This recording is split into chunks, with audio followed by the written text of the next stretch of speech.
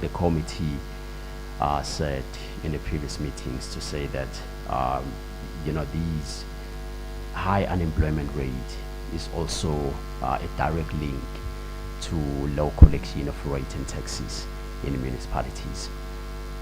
And then on the next slide, which is slide number 14, another performance target was on the functionality of municipal councils and mayoral committees. So the department is heavily involved in making sure that coalition formations are properly governed and maintained. And then we raised, these questions to say, what exactly have you done given these latest developments?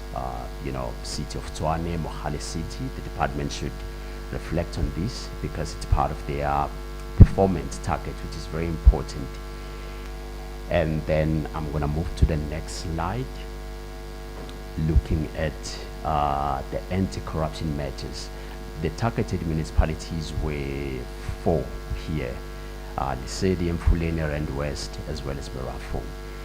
And then the department is intervened based on the second quarterly performance report. And then we just want to, get the details of the corrupt incidents.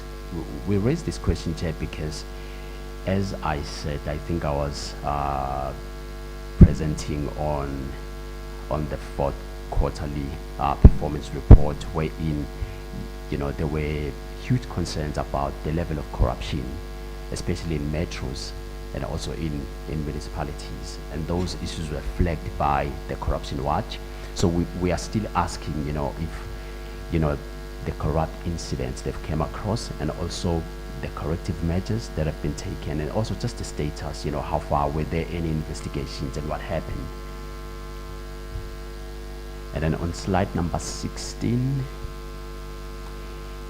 here it's about unauthorized, irregular, fruitless, and wasteful expenditure. The targeted municipality was the city of Johannesburg, because I would say over the past 3 years, it has incurred, huge UIFW.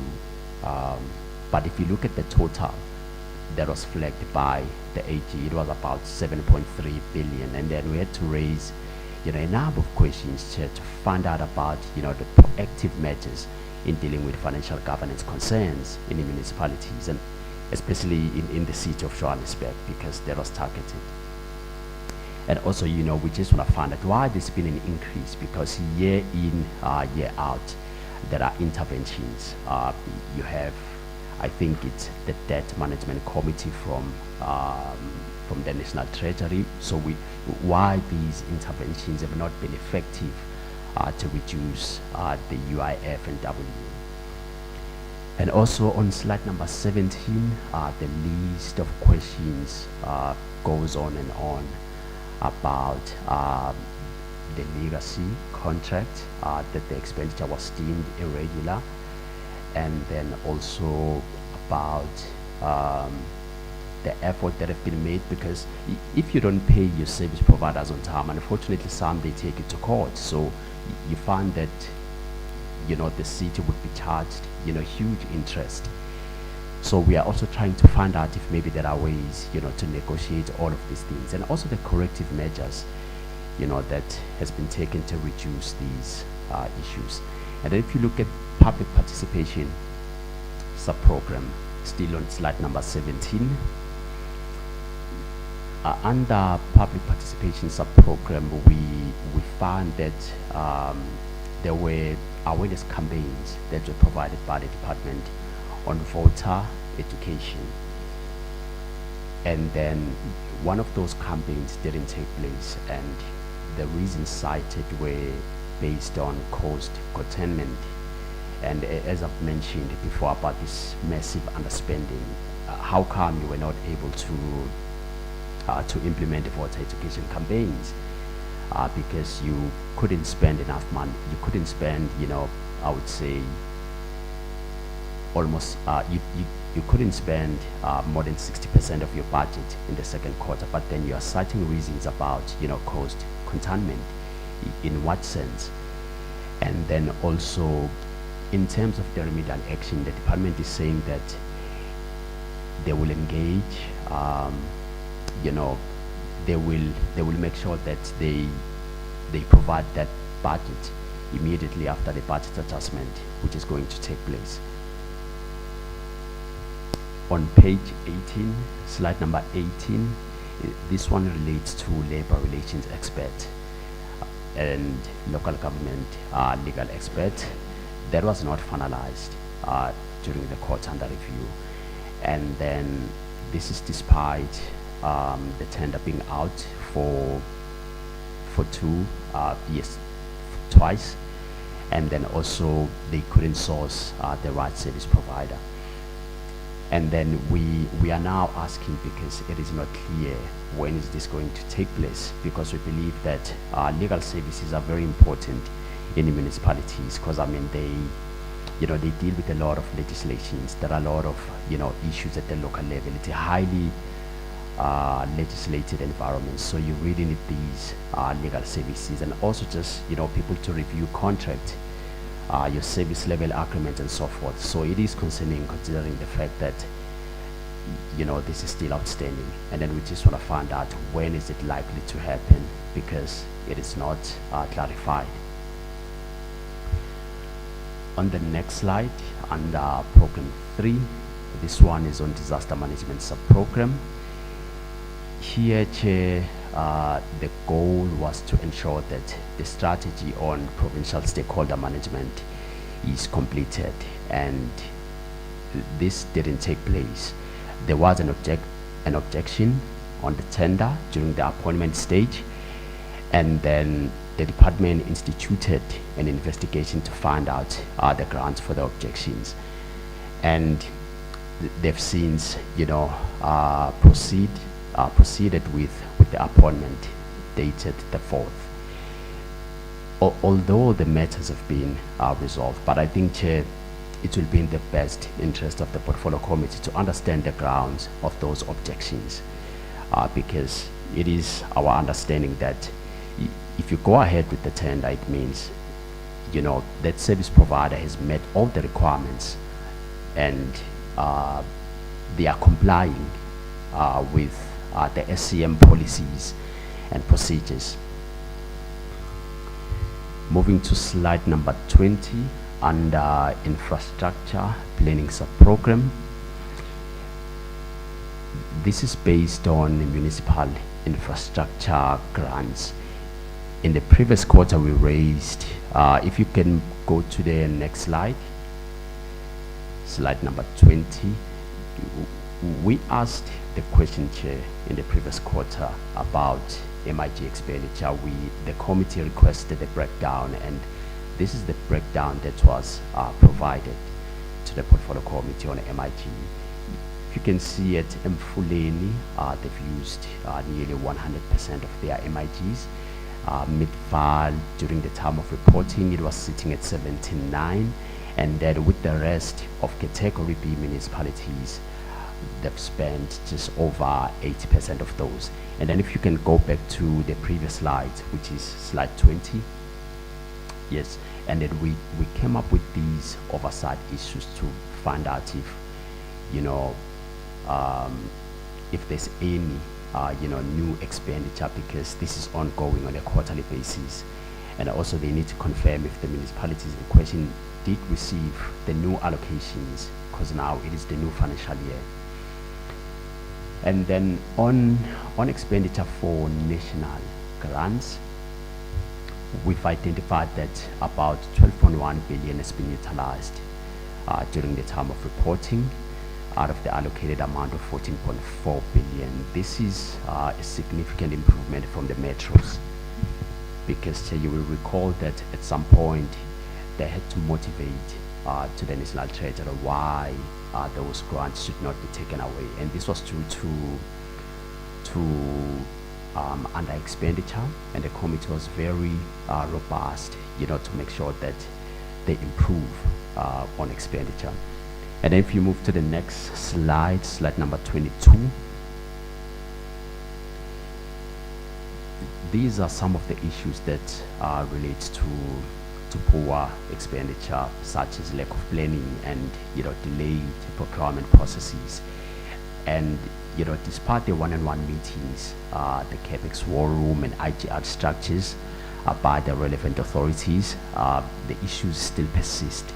But then we just sort of found out if, we just want to know the commitments that have been made to address lack of planning as well as flouting of procurement processes, because they really need to improve on spending their urban sustainable development grants so that they deliver services.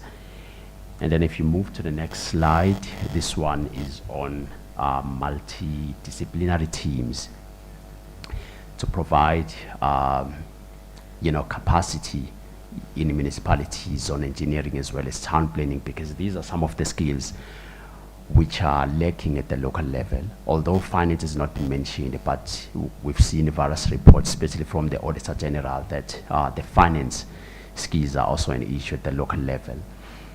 And according to the department, these were not achieved. They cited budgetary constraints in order to assist the 2 municipalities, but of course the 4 of those municipalities were provided with capacity skills. And then we came up with 2 oversight issues to find out, the kind of, to say which municipalities, because they were not mentioned, that were supported. And then also, apart from budgetary constraints, do you have enough capacity responsible for the multidisciplinary teams that provides technical skills? So we just want to understand if the department does have capacity in its disposal in order to support these municipalities with such crucial skills. And then on slide number 24, on the installation of 3,300 smart meters, this was not achieved, and there is a direct link between underspending and this target, Chair, because this is where they spend a lot of money, and also it's one of the reasons why the budget of the department has gone over $1 billion in order to drive these energy projects in the province. But then this didn't take place. They cited challenges about material procurement, which has delayed some of the customized components of the meters. And then they have now committed to implement these in the next quarter. And of course, the portfolio committee will make a follow-up as part of checks and balances. But then we just want to find out that since the city power is at the forefront of driving these as an implementing agents, have they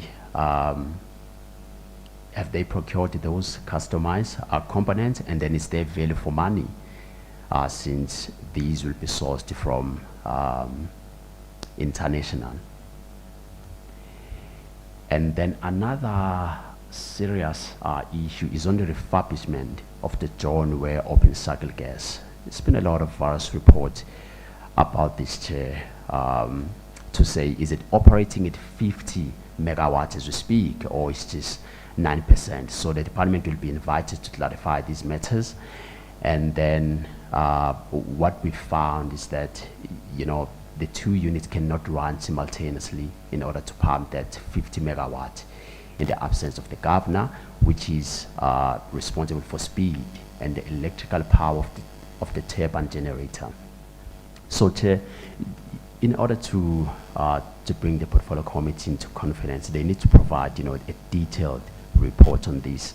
How far, is the refurbishment, how much has been spent so far, what are the challenges, and what is their way forward also.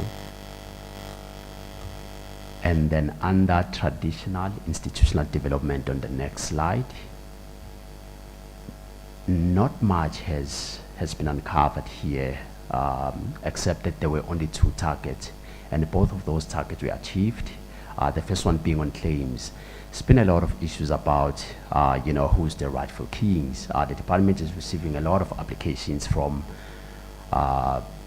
various people claiming to be traditional leaders. But this time around, they didn't receive any claim. But most importantly, Chair, there was capacity building for traditional authorities on IDP, DDM, as well as ethical leadership. So we view this as quite significant because it empowers the traditional authorities with local government policy, how to interact with the city of Tshwane, what kind of issues they can raise that will benefit their communities. And then lastly, or not lastly, and then on the next slide, yes, which is the last slide, under gender mainstreaming or cross-cutting issues, about 22,453 people benefited from these programs, which is your community work program and expanded public works program. And if you look at the number of women participants, it's about 37,000 in total, but this was inclusive of the presidential empowerment of women-owned businesses in public procurement project. And then in conclusion, Chair, the research analysis has found that the expenditure is at the end of the second quarter is concerning.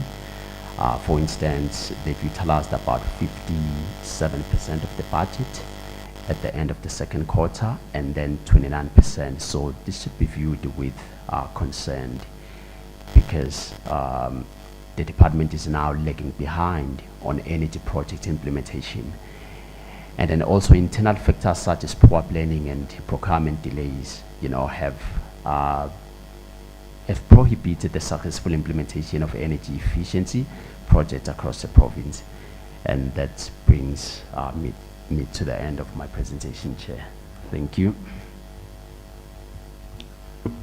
Thank you very much, Ndatenene, for that presentation. Members, I'm going to allow for discussions on this matter, on the presentation, considering that the research analysis is also based on the presentations that the department will be taking us through.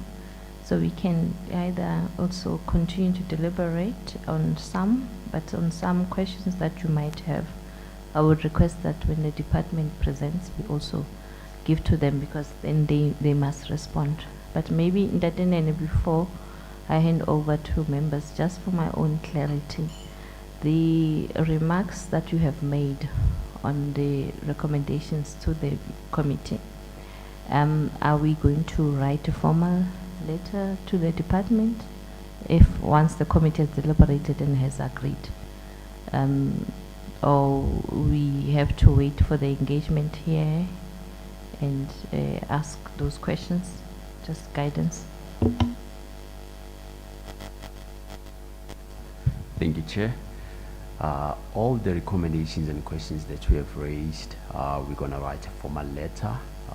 My colleague Chabu will forward them to the department for responses.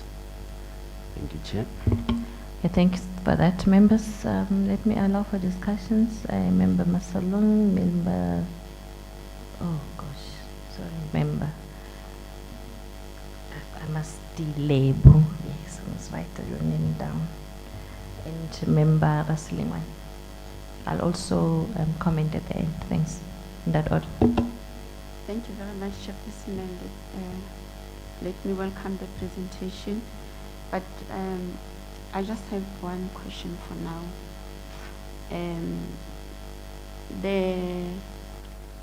The underspending of 29% on development and planning, maybe the department can answer this later. What does it exactly, what does it entail, and how is the department planning to address this underspending? Do they have any plans in place to ensure that this is addressed? Thank you. Thanks, Member Masoleng. Member Dlebo. Thank you, Chair. I also welcome the report on the financial status. The Q2, which is under review, I've noted that only 13% has been spent on the goods and services. And it also reported that 48% was procured from township companies. So for me, I would say the most pertinent question would be, are these companies perhaps awarded low value RFQs, which resulted in this underspending? Maybe the department should also disclose in rent value in terms of the goods and services that were procured from township companies. In conclusion, I think the department should also provide the committee with a comprehensive report so that we can see and also be able to interrogate these issues and have a solution going forward. Thank you. Thank you, Member Dilebo. Member Raslingon. Thank you so much, Chairperson, and I would also just like to start by welcoming the presentation. Just maybe to add over and above the question that Caesar has prepared on behalf of the committee, with regards to the 3.3 smart meters that obviously the department would or could not meet the target, I really just want to find out in terms of what plans are in place to ensure that proper planning is conducted to address these kind of delays, to guarantee that the installation of smart meters, especially in light of the challenges that was faced in this current quarter. So what plans do we have going forward to ensure that as we are planning that we do prepare for the challenges that might come through to ensure that we are still able to deliver in that quarter. But also, I think it was also highlighted to say that they plan to do it in the next quarter, but maybe just to ask a clarity-seeking question in terms of if it's going to be done or are they going to be installed in the third quarter or in the fourth? Because I mean, to just leave it as being installed in the financial year, it's not very specific. So if we can have at least a detailed time frames in terms of how or when they will be able to install the smart meters. My second question, Chairperson, is with regards to the ongoing leadership changes within municipalities. Obviously, we currently saw Mohale City, we saw City of Tshwane, and very recently City of Johannesburg as well. And I mean, we can't shy away from, noting on the fact that it really does compromise on service delivery, because oftentimes there will be leadership changes, appointments of MMCs, which oftentimes does take months or sometimes weeks. So I just want to find out from the department in terms of what is the plan that CoGTA have going forward to assist in ensuring that municipalities are not impacted with those leadership changes. If we can just have a specific plans in place to ensure that service delivery won't continue to be denied to the citizen of this province. Thank you, Chairperson. Thank you, members, for your inputs and your comments and some of the questions. I also welcome them and support. But I think from my assessment as well, from the research that we've just been given, it seems like the department is performing on the 9 financial, plans, but there's underperformance in terms of the expenditure. Now, and it also came from the presentation that there are budget constraints. What I would want to understand, what causes the budget constraints? Where is the challenge, so that at least the department is able to outline to us. Secondly, there was on the presentation on risk assessment, the inability for the department to effectively support municipalities to be financially viable. I think for me, we need to monitor this throughout the financial year. It's something that in each and every quarter, it has to be there. We must be able to monitor the plans and be given information, because our municipalities are really not performing. The other one is on program 3, where program 3 is taken as it's the one that is leading the takes the bulk of the work that the department does. So as the major contributor to underperformance, I think that is also a red alarm for us. It means we need to monitor that. The corruption incidents, yes, I also agree. We must be informed of those incidents, and but also monitor other municipalities. I mean, I've read, I think it was during the sitting, there was a question on Mfuleni. There has been newspapers on CD Bank, other municipalities. So it can't just be only a few municipalities that are highlighted. We need the full report. I think, the other one was on the, what do you call it, voter education under stakeholder relations.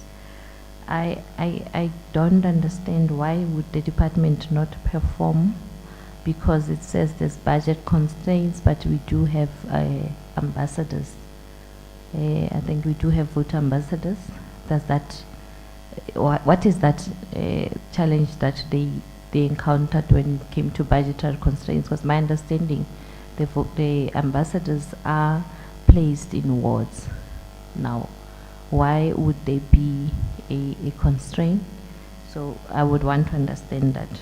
On the part of the smart meters, because of that delay of the rollout, I would think that it's one project that is very important, because if it's going to deal with illegal connectivity and also increasing the revenue of municipalities, the department might also need to seek advice, or maybe do what you call just to get information from ESCOM, because I understand that there is a project that ESCOM is rolling out on the new meters in the wards and throughout Gauteng.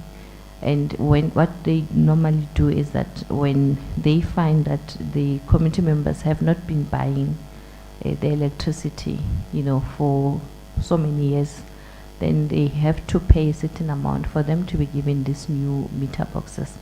So for me, it would be important that for revenue, if the municipalities would want to increase revenue, a similar project like that, especially when they're doing installation of the meters, smart meters, something that they might need to consider. I think the others on, there is the one on urban planning, the disaster management one, where there was an objection on the appointment of a service provider. Yes, I also agree that let's get information what would have caused that objection. I think that's where I am, but we will also carry through these questions when the department is presenting to us. But if you can just respond.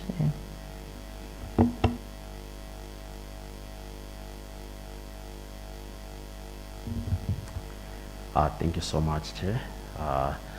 Thank you, honorable members, for all the input. And fortunately, the department is here. As soon as they account on the second quarterly performance, we believe that members will also have, a better opportunity to, to ask, some of these clarity-seeking questions. And then we're just gonna keep note and make sure that the ones that will not be responded to, we're gonna forward them.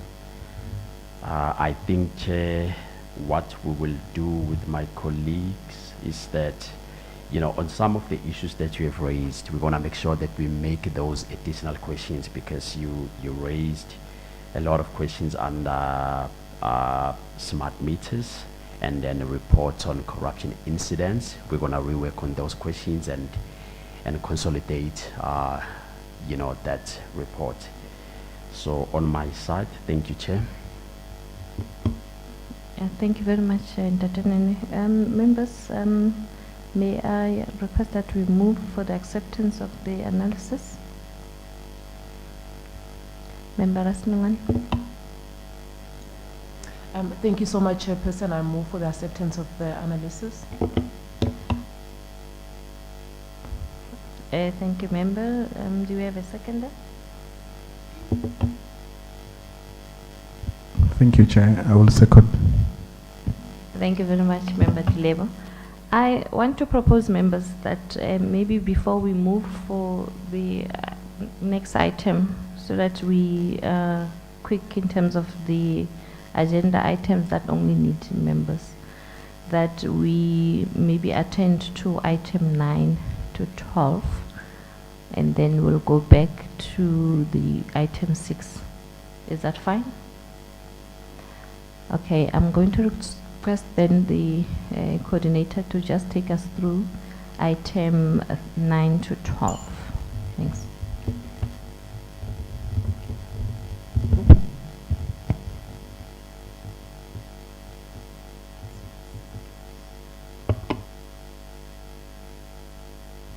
Thank you, Chairperson.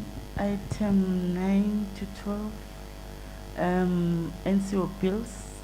We do not have any bills before the committee. And on resolutions, we have received resolutions from the department or emanating from the fourth quarterly performance for the 2023-24 financial year. We also received responses of resolutions for the first quarter emanating from the 2024-25 financial year. And these responses will be analyzed by our committee researcher, and they will be presented to the committee at the last meeting of the committee that will be taking place towards the end of November. Thank you, Chair. Oh, and petitions, we have none on petitions. And the date, do I have to? No, okay. Correspondence, the last one is correspondence. Correspondence, we have no correspondence as yet, Chair. Thank you very much. So we're going to move to number 6, but because the department and the stakeholders are still outside and we need to set up, going to request that we just go on a break for how long? Okay, can we have a break for 10 minutes so that everybody comes in, and then we can move on to the second session. Thanks.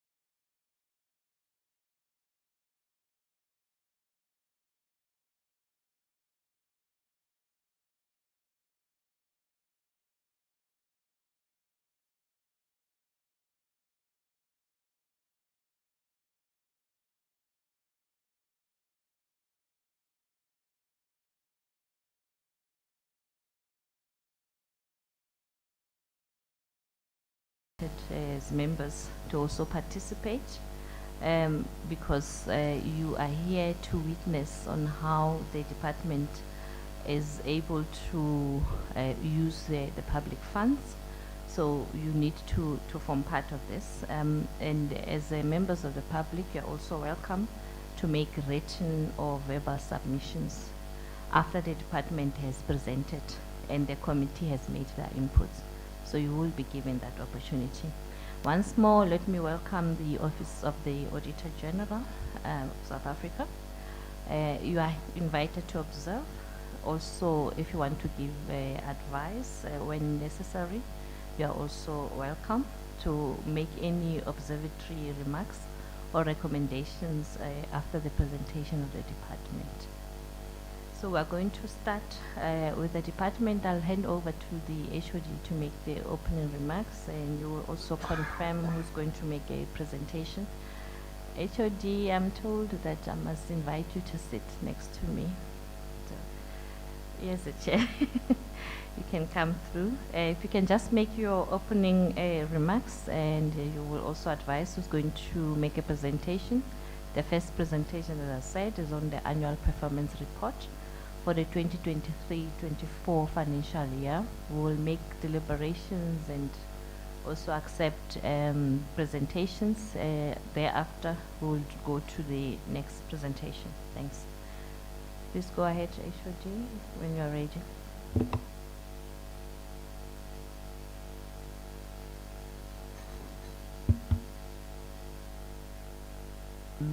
Good morning to yourself, and good morning to all the members here, and also the stakeholders that have joined us here today. Honorable Chair, as you have indicated, the presentation is about the annual report for the 2023-24 financial year. And Chair, as you indicated, the presentations were shared in advance. The presentations are all quite long, including the responses to the questions, but I will endeavor to focus on the key issues that was highlighted in the year under review. Chair, on the next slide you will see that the report takes note of an executive summary, the overview of the report, the internal environment, governance related issue, the financial performance, and then also the non-financial performance. Honorable Chair, I can indicate that the year under review for the municipalities was quite key for us.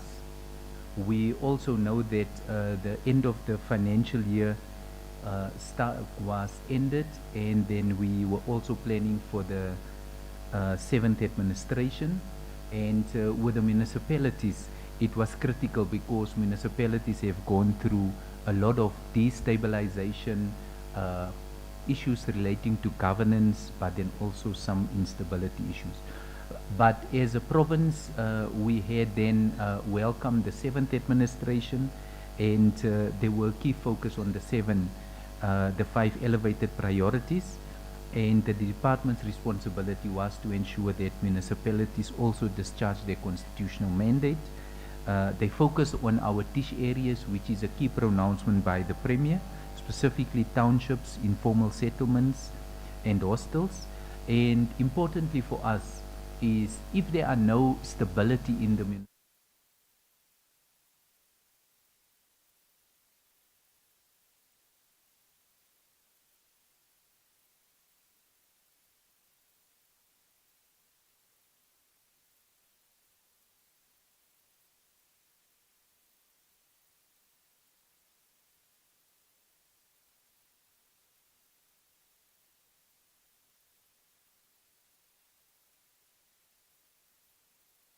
and achieve clean audit outcomes, so that we can use that as a basis to say to municipalities, it is a daunting task, but it is achievable.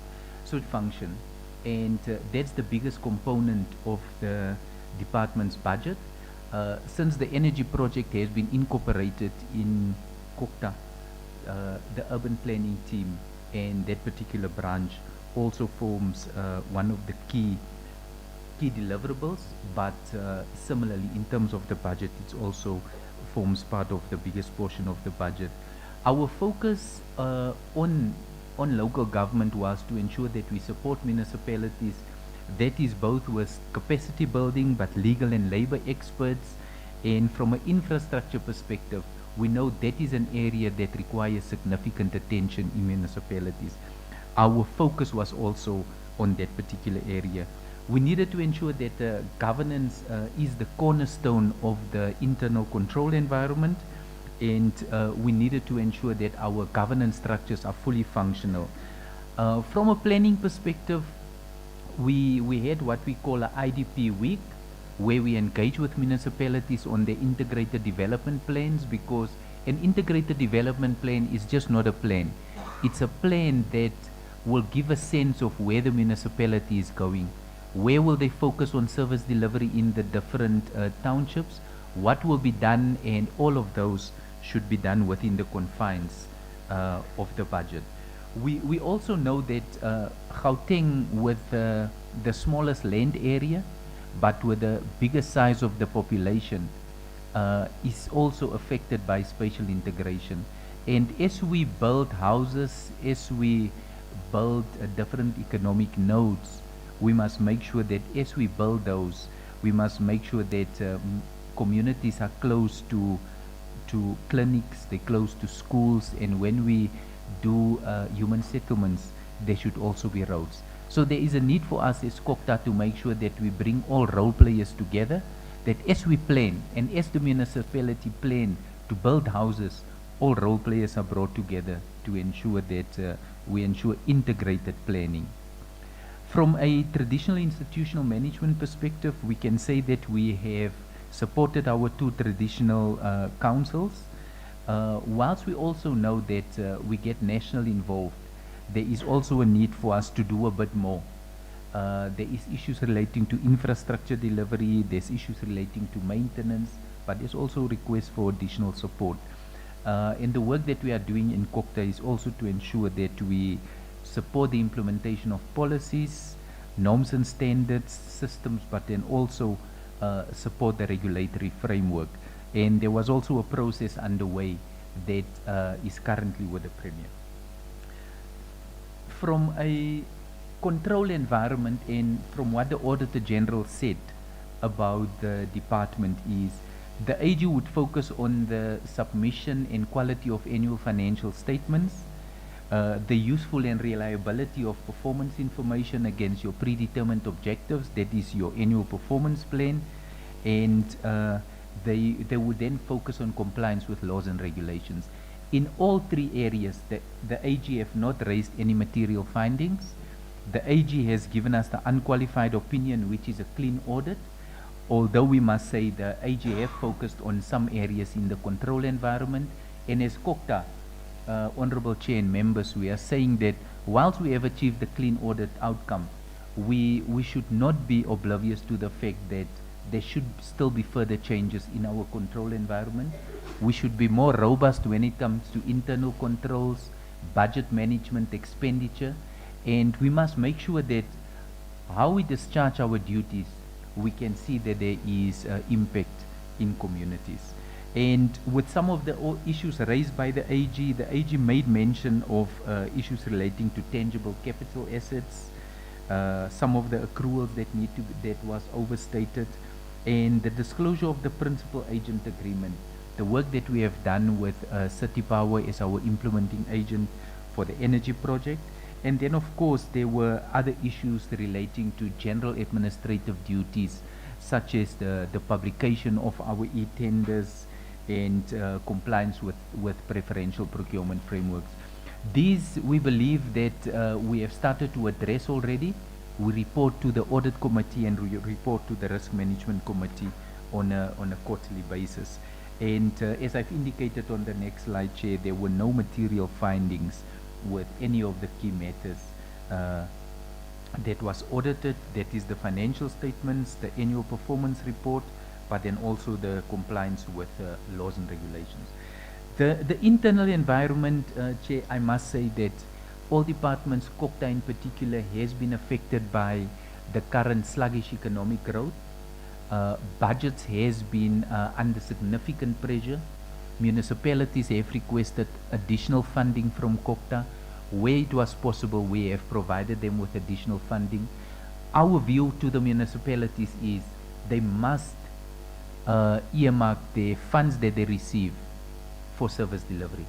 We can, where possible, assist them with administrative related matters such as tools of trade, policy development, support to review their organizational structures.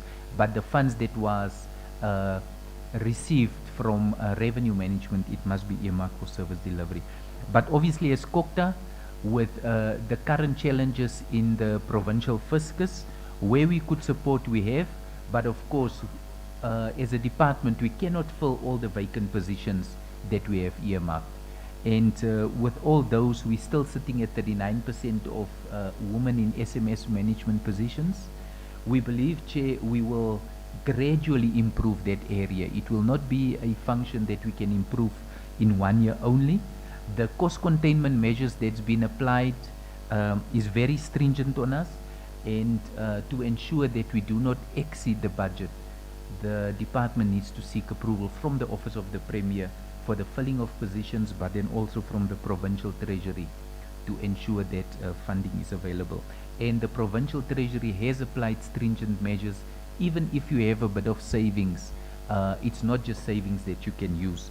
The measures are quite stringent. We're just above the threshold, Chair, of 10%. We are at 10.89%, but we believe that some of the approvals that we receive, we should be in a position to fill some of the critical positions. And as a department, we must continuously relook at what is important, what is critical, what is priority, and we need to reprioritize in line with the available funding. And that also means that your HR plan needs to be reviewed. From a governance perspective, Chair, once we look at our risk management plan and our risk management strategy, all the areas that we have identified as risks, we make sure that some of those areas are captured in our internal audit operational plan, and we endeavor to ensure with the Gauteng Audit Services that 100% of our internal audit plans are implemented. And there has been a few findings raised.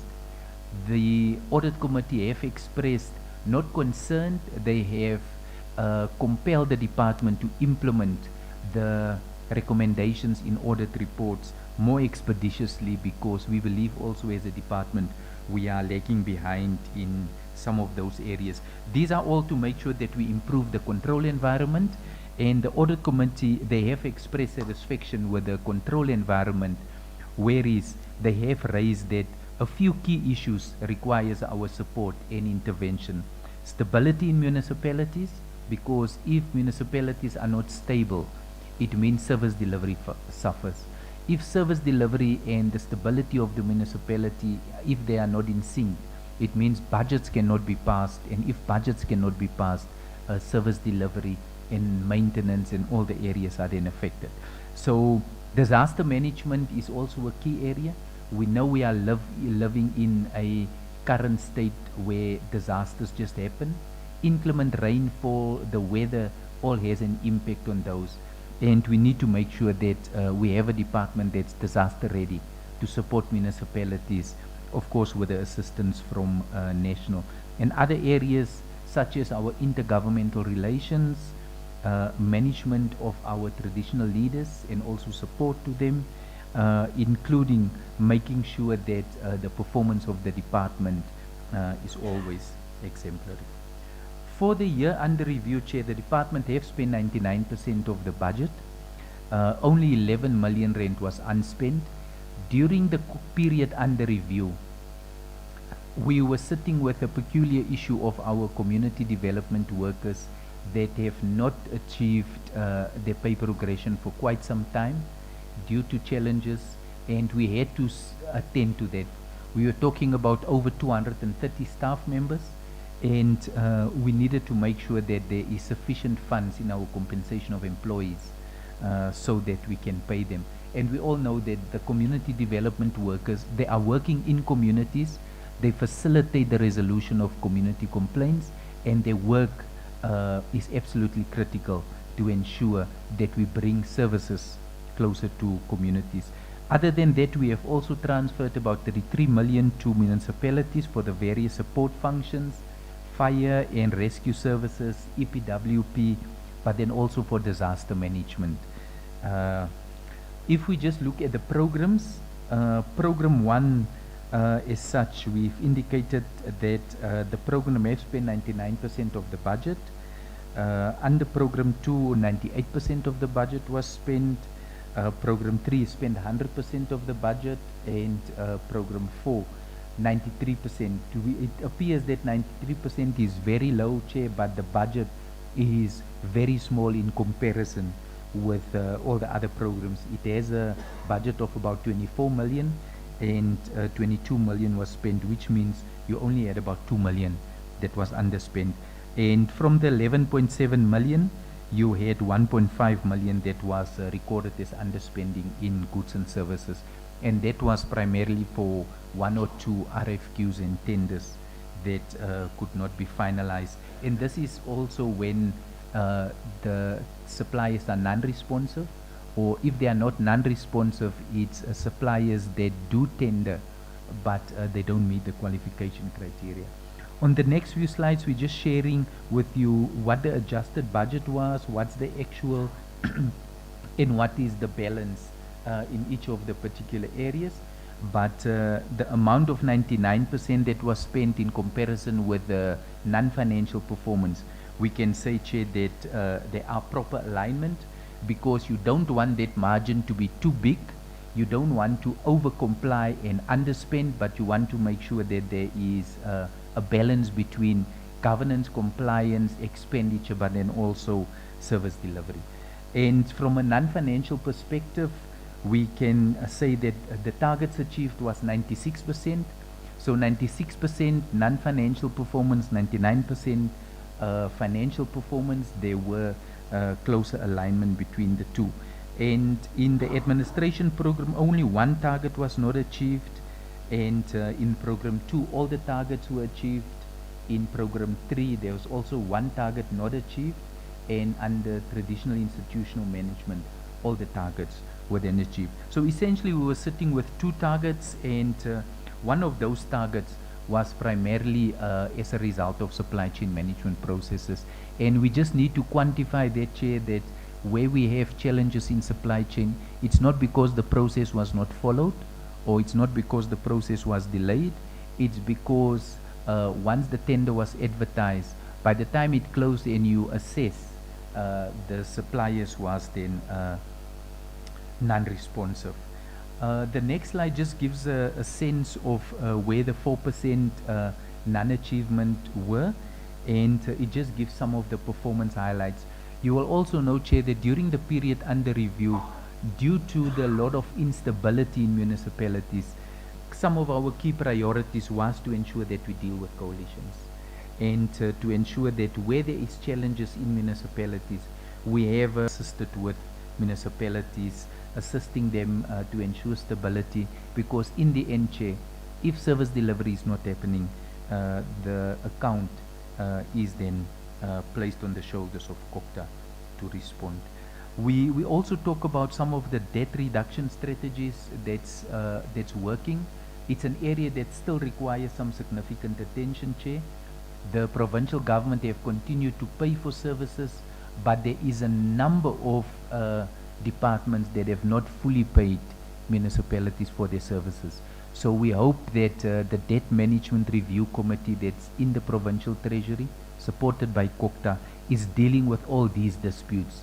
The Premier was very clear that all departments must pay for services.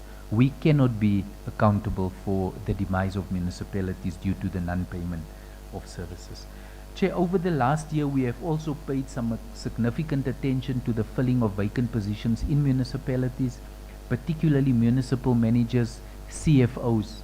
If you don't have those 2 key positions, you automatically know there could be governance-related issues, performance-related issues, and leadership in municipalities that will be a challenge. So key focus areas was placed on those, and we have made some significant strides. And you could see, if you compare the last year with previous years, you have made some strides because municipalities were fairly stable. Although they were governed under coalition governments, they were fairly stable. One thing that as CoGTA chair we need to look at is increased revenue management. But whilst we have systems in place to deal with revenue enhancement, we also need to focus on our large power users. If we don't deal properly with our large power users, and if they cannot pay for services, you can just as well close down that municipality. So we're not saying that our normal consumers are not a problem.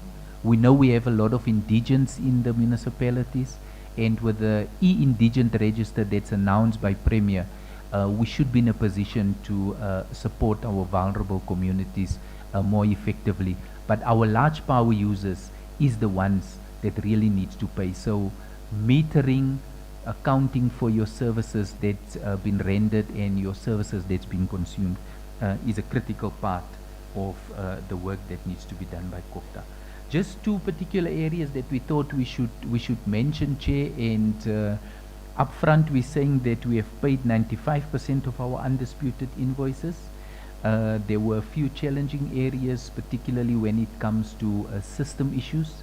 All invoices are now submitted online so that we avoid any delays. And the second target on the level 3 disaster management plans for municipalities, that was a tender that was finalized, but just as we were about to conclude and appoint the service provider, we received a request from another service provider that that person felt that there were some irregularities. We had to do a proper investigation, and we found in the end that there were no irregularities. The person was engaged, and we are now ready. We have appointed the service provider to continue with the level 3 disaster management plans. And Chair, that would conclude the annual report for the committee. We will be guided by you, Chair. Should we take the Q2 report and then we deal with all the questions at once, we will be guided by the committee, Chair. Thank you very much, HOD. We are just going to do, to participate now. I'll request the EXA if it's got recommendations or remarks at this stage, and members to engage first before we move to the next. I'll start with the members. I know that we've deliberated earlier on, but we had also felt that some of the questions we must be able to bring them in this session. Yeah, members, let's repeat the questions so that we get our responses. Member Masole. Okay, thank you for the presentation, and we welcome all our stakeholders and the departments. Chairperson, mine was on the underspending of 29% on, I think it's on it's on the second quarter. Maybe I should just thank that one for later. Thank you. All right, now let's do that. Members, are there any questions on this presentation? All right, I'm going to allow members, maybe, yeah, an official from AXA. Is there anything? Let me get an indication. Yes, please go ahead, ma'am. Sorry, we need a mic.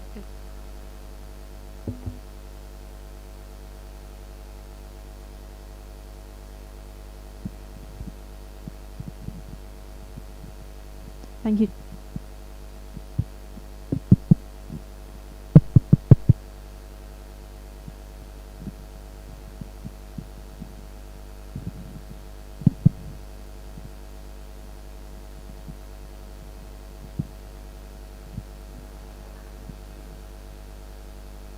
Sorry, what's happening with the mic? Okay.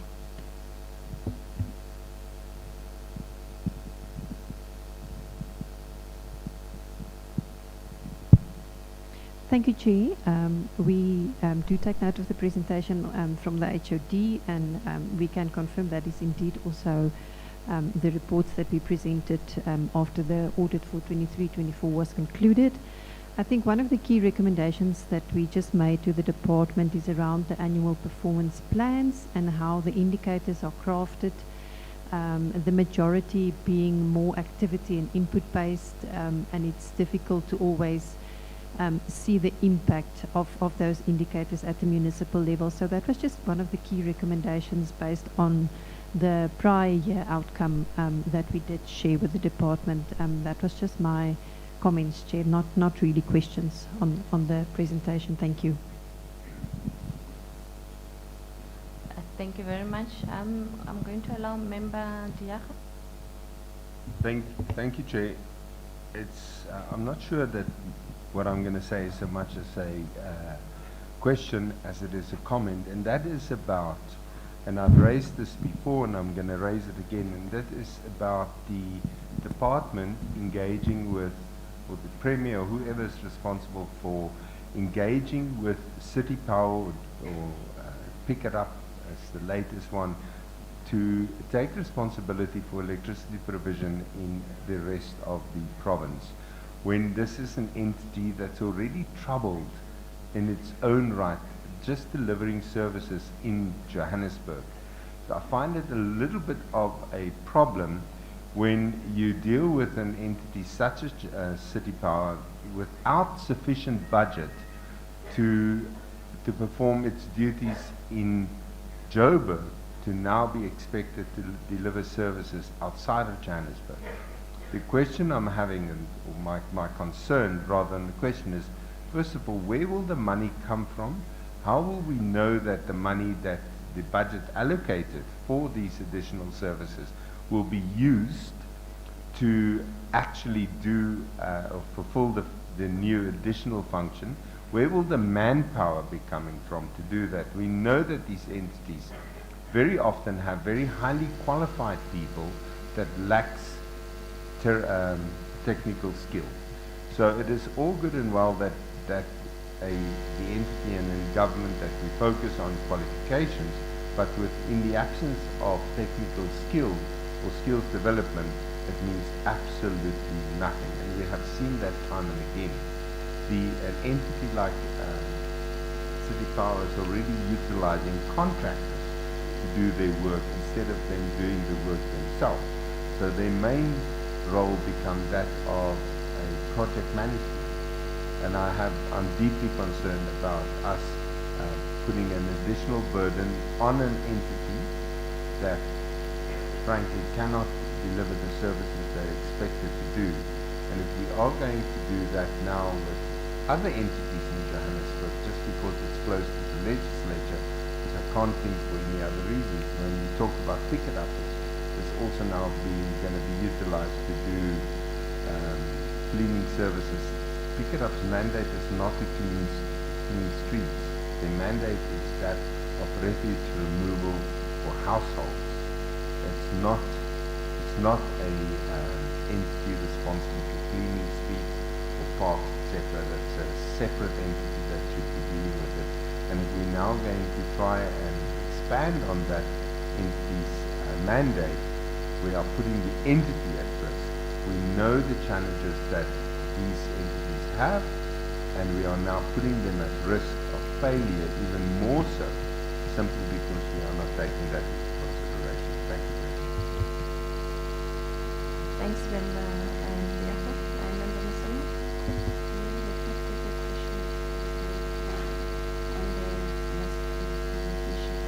Chair, I had the department says they have filled a total of 86 posts, while they had a target of 115.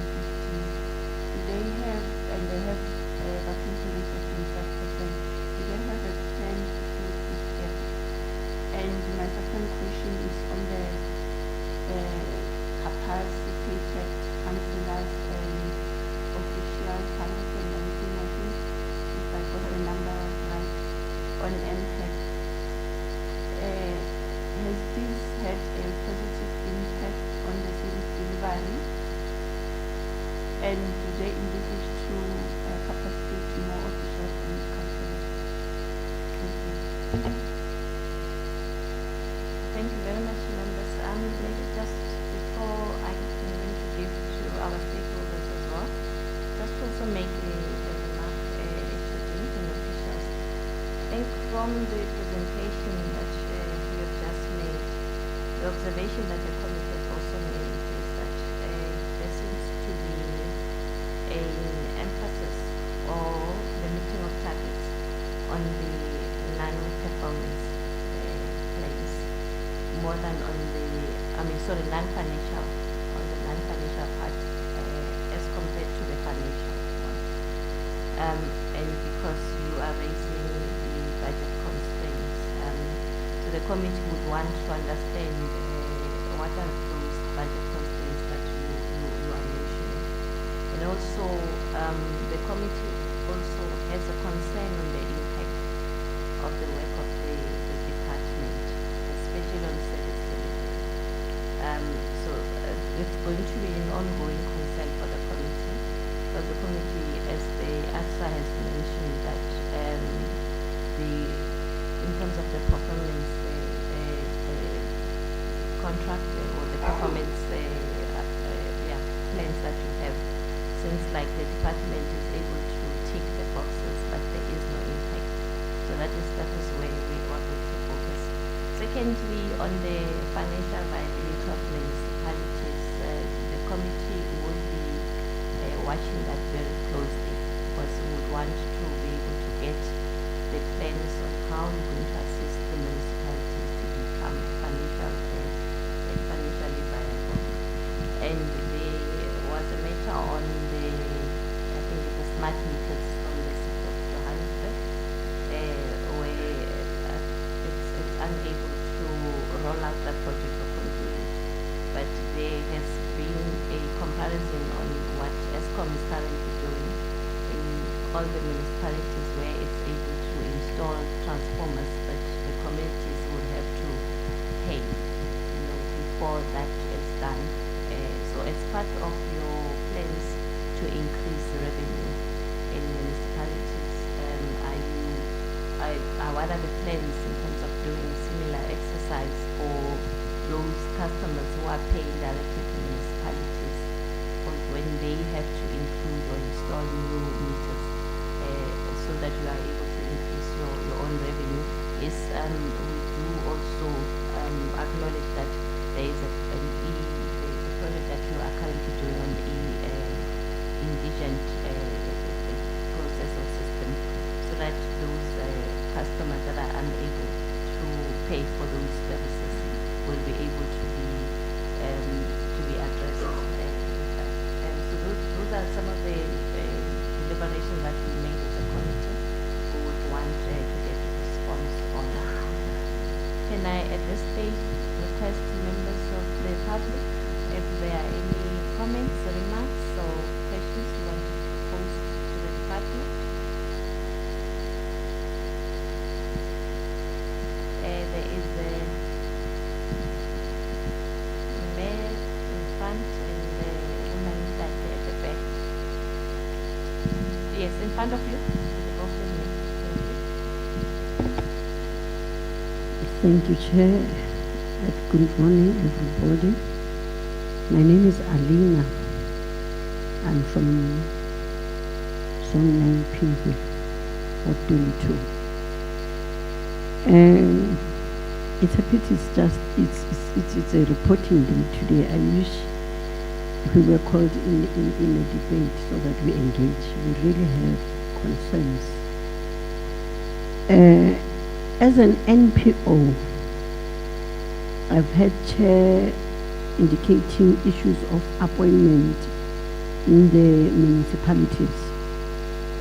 My question is, within the municipality, do you have a legal desk that assists the public? The reason being, in the problems we encounter within the community, somewhere it needs the legal representatives to assist in solving the problems. As Chair has indicated, of people who cannot afford to pay, we've got child-headed units We're facing challenges whereby municipality requires a lot of money before the change of ownership can take place. That leaves the majority of the people staggered with that problem. And at the end of the day, such houses become a threat of a sale by partial housing, including councillors and the conveyancers, because legally they convince the public into selling the house because they cannot afford to maintain the house. That is why I'm worried if municipalities don't have legal desk for the public, we ain't gonna be able to solve this type of a problem. And then I know we've got an opportunity when it's a time of IDP, where we indicate the needs within our community and be able to prioritize pertaining the service delivery. The other question is that how do you incubate the skills community members? Thank you. Thank you very much, Nina. Let's move to the next one. And can I request that you introduce yourself?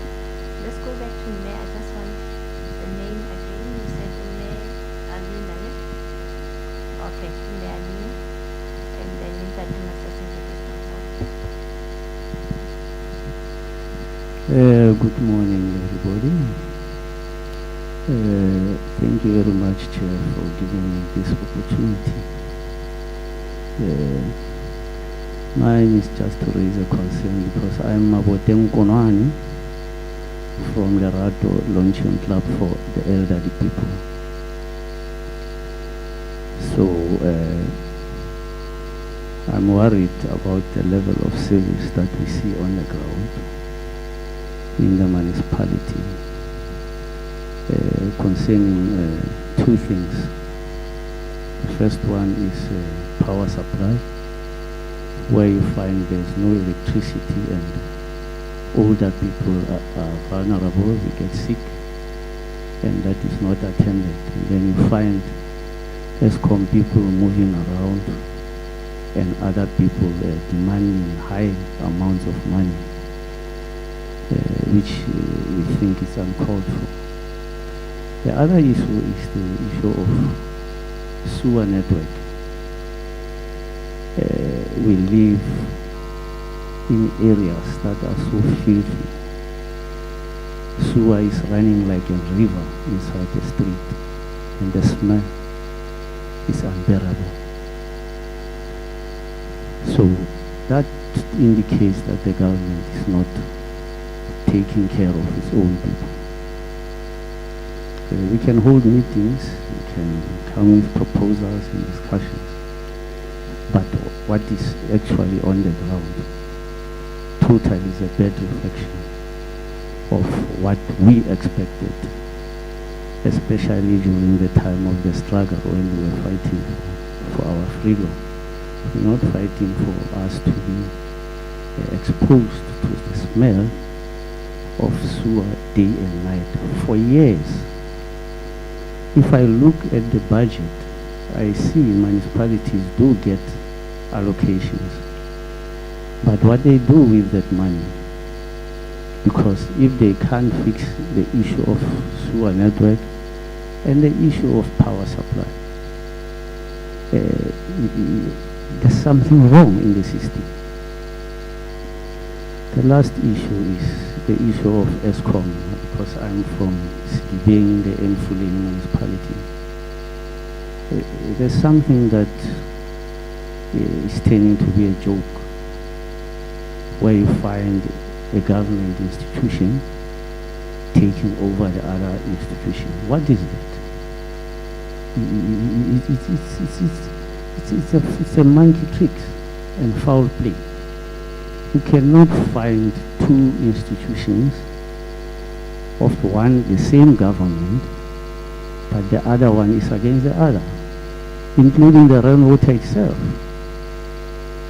So I think those are matters that we need to look into and correct them, so that we as senior citizens, we are not exposed to the sicknesses. We run to clinics because of the smell and bacteria. You see, you find the issue of putting chemicals in the water won't solve that problem, because sewer runs until it goes into a river, which totally need to be corrected. I think when we discuss in meetings or whatever, or production meetings, that issue must be corrected.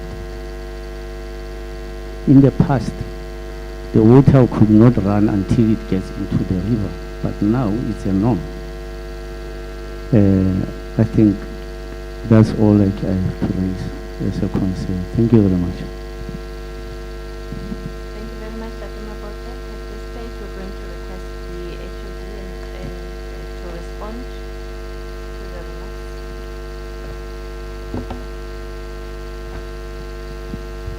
Chairperson, thank you very much to the honorable members, but then also to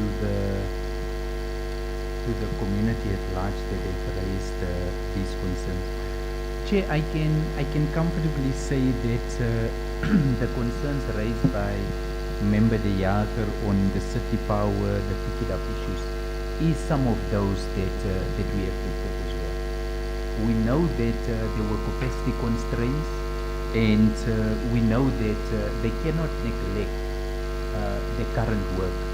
And it is within that context that we are currently in CoGTA looking also at some capacity assessments and the ability of CoGTA to implement these projects, and looking at those communities that are most vulnerable. When we identified the energy project as a key project in the sixth administration, we have prioritized, because some communities may not have been affected, some have been affected quite significantly. We have prioritized the installations looking at those communities that has been out of power for extended periods of time, and we prioritize those, priority A, B, and C. But the amount of money to fix the entire problem is just not available. So we have decided that we cannot leave ESCOM on its own. ESCOM needs to work with city power. There are areas in communities that are a city power area, but there are areas that is a ESCOM area. So all of those stakeholders form part of the Energy Council engagement, Chairperson, so that we can bring it closer. And to make sure that Pick It Up also fulfills their role of what they should, and not neglect based on the cleaning program that we have launched. We also want to bring some additional capacity to augment the current, so that we don't place strain on the current resources. And that engagements with the city is also underway. Chair, one of the question on the 25% vacancy rate and the issue of the capacity building of councillors. Capacity building will continue. The legislative framework changes all the time, and members need to be capacitated with the necessary skills. And the same would apply to MPAC. We also know once the AG starts auditing, whereas they do the audit planning, there will be regulations that they will be specifically focused on, and MPACs needs to be capacitated. However, we will always look at the impact that you want to see is to what extent that municipality have delivered services, and to what extent the audit outcome of that municipality has improved. That will be the basis. But the 25% vacancy rate, Chair, we could have made a bit more strides by bringing it down to even less than 10%. But we want to ensure that municipalities fill vacancies in line with their current available resources. We already you have municipalities struggling to pay ESCOM and rainwater, including salaries. And with that we say, let's reprioritize the filling of vacancies. Let's focus on the most critical ones. So you will always find a bit of a gap in the filling of vacancies, and that is purely for for financial constraints and making sure that there's funding available. But capacity building throughout, whether that's councillors, whether that's audit committees, whether that's MPECs, it will continue as a key part of our work. Chair, we as a department, when we go into the Q2 report, will explain the disjuncture between your financial and non-financial performance. It is a concern for us. But Chair, our view was that as a department, we could have easily incurred the cost and have 50% expenditure in Q2 and it would satisfy the committee. But what impact does it make? If we achieve 100% payment of service providers, 100% spending of the budget, and our audit outcome regressed, it will not be good for the public, even for municipalities. So we needed to make sure as a department, when we pay, all governance protocols has been observed. And when the governance protocols has been observed, where we believe the governance protocols, supporting evidence, portfolio of evidence have not been complied to in a specific project, we will just withhold the payment a little bit so that we have fully complied. And those were primarily part of the reasons why you see a disjunction between the performance, both financial and non-financial. And of course, Chair, we know that there is an impact on service delivery. We try to minimize the impact as far as possible, making sure that service delivery continues. The financial viability of municipalities is an area, Chair, that as the committee plans their program, the financial viability, the energy project, infrastructure related challenges with the support that we provide, including water, that has recently emerged as a big crisis.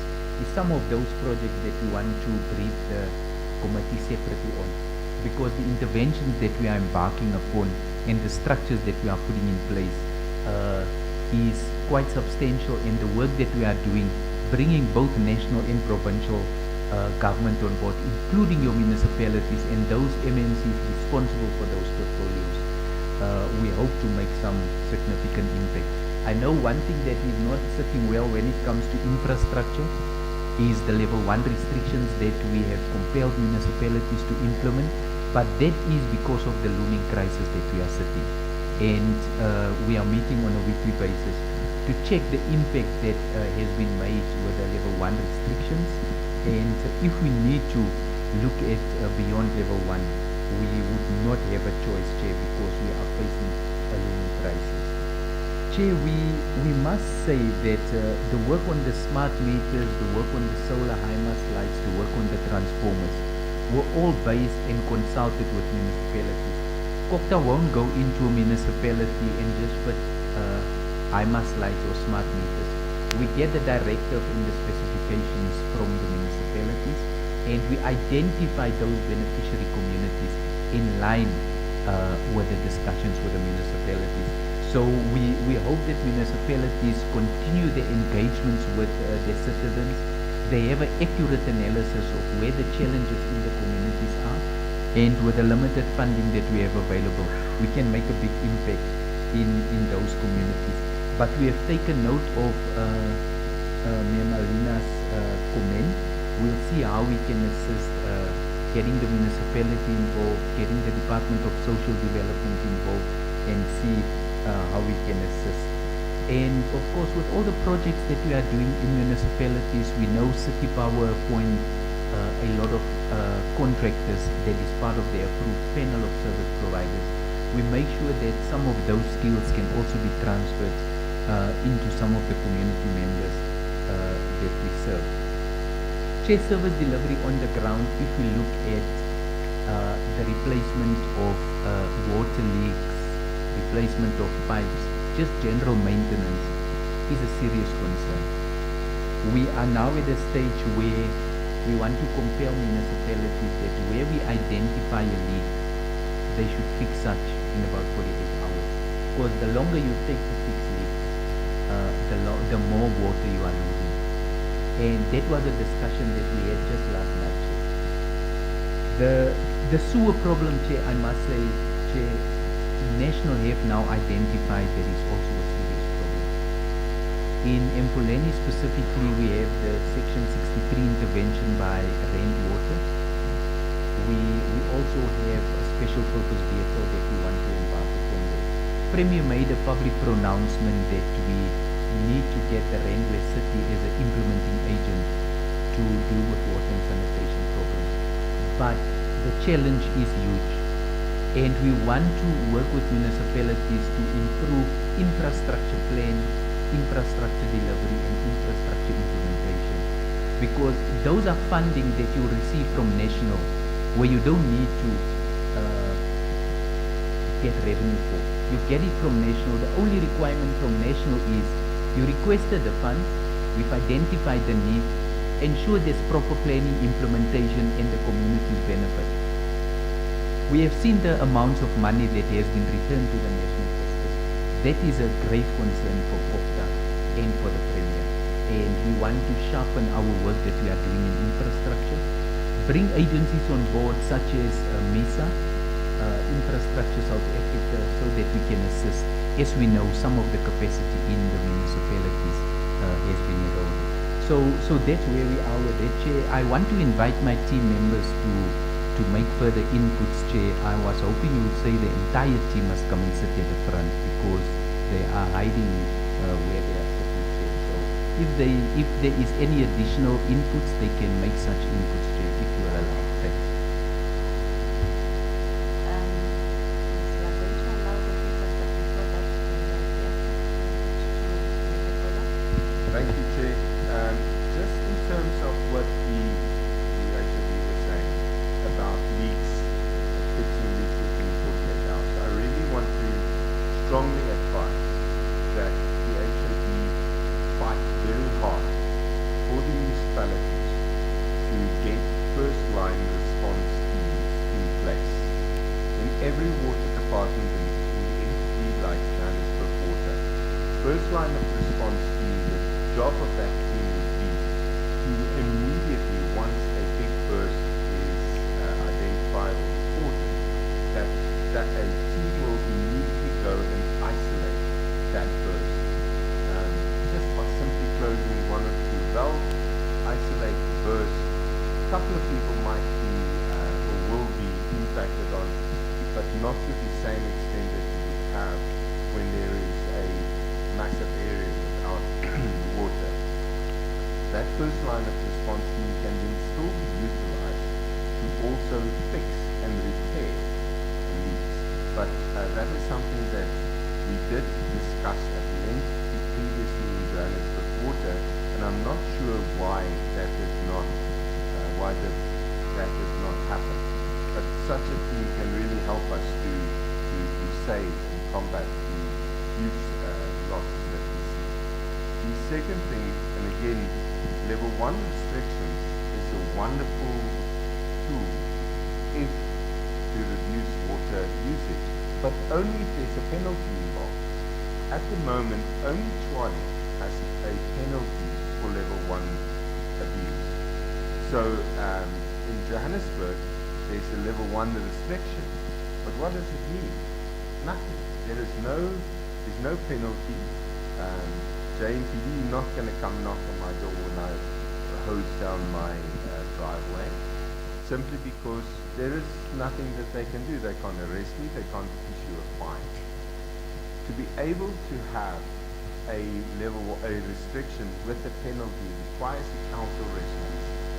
And I therefore want to then also submit that we move towards a penalty for the abuse of water or water transgression of level 1 with penalties in place, or else we are just going to blow against a thunderstorm. It's not going to happen that we have the required outcome. Thank you, Chair. thank you very much, Member Diafed. Are there inputs from the officials?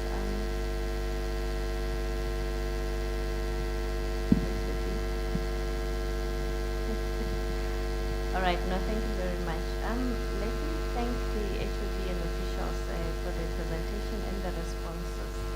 I think from what's coming out of this discussion, especially from the members of the public HOD, they are making comments on the IDP processes, and whether, I think from where I'm sitting, whether the community-based plans that come from the process that is implemented by CBWs, whether it's being incorporated during that process. For me, it will be important because those community-based plans come from the communities. So if communities feel that it does make it to the IDPs, I think it will make a huge impact. And then secondly, on the interventions in terms of financial viability,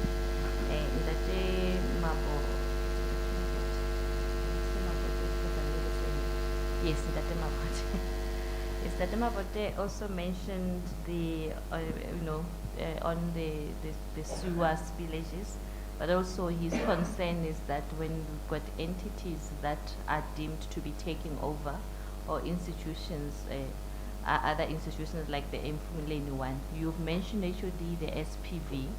So for me, it does seem like some of the interventions that you are assisting with, or the municipality is coming up with, there has not been enough community engagement or empowerment of community members. So that is important. Councillors would need to be on the ground to inform before you implement this project. But otherwise, the committee wants to thank you for the presentation, and we also want to thank members for their own inputs and the questions that you posed. At this stage, AXA, if you want to be released, you may do so. Otherwise, you can also remain in the next session. We're going to move, welcome member Mkhobe. We're going to move to the second presentation, which is on the second quarter report. HOG, you may go ahead, thanks. Chairperson, thank you very much. Chairperson, the quarter 2 performance report is essentially what we can call your mid-year performance report. And if we take into consideration the directives from both the AG, the Finance Committee, the directives from the legislature, essentially they require you to be at 50%, which is both your financial and non-financial performance. So the report, we are trying to demonstrate where we are, and we are also trying to demonstrate some of the initiatives that we are putting in place to ensure that we will achieve our service delivery obligations in relation to the performance. So Chair, on slide 4, if I can move straight away on to slide 4, that gives you a sense of the overall performance on where we are. Under program 1, if you look at the non-financial performance, we are sitting at 67, 90, 71 and 100%, whereas if you look at your financial, the area that is very obvious and the area that raises eyebrows is program 3. You have 10% achieved and you have 90% not achieved. And Chair, that is the area that we have raised earlier. For the first time in the previous financial year, the Auditor General audited the energy project. It was for the first time that CoGTA had such a major energy project that, should I say, infrastructure project that we need to implement. There are different governance protocols that applies to your normal performance targets, your infrastructure delivery targets. Any invoice should be accompanied by a portfolio of evidence, and any work that needs to be undertaken should be accompanied by a business case. In such business case, although that money is appropriate in the beginning of the year to the Department of CoGTA, you still need to submit your project plan. So firstly, what we need to do in terms of that is you have an allocation of 430 million.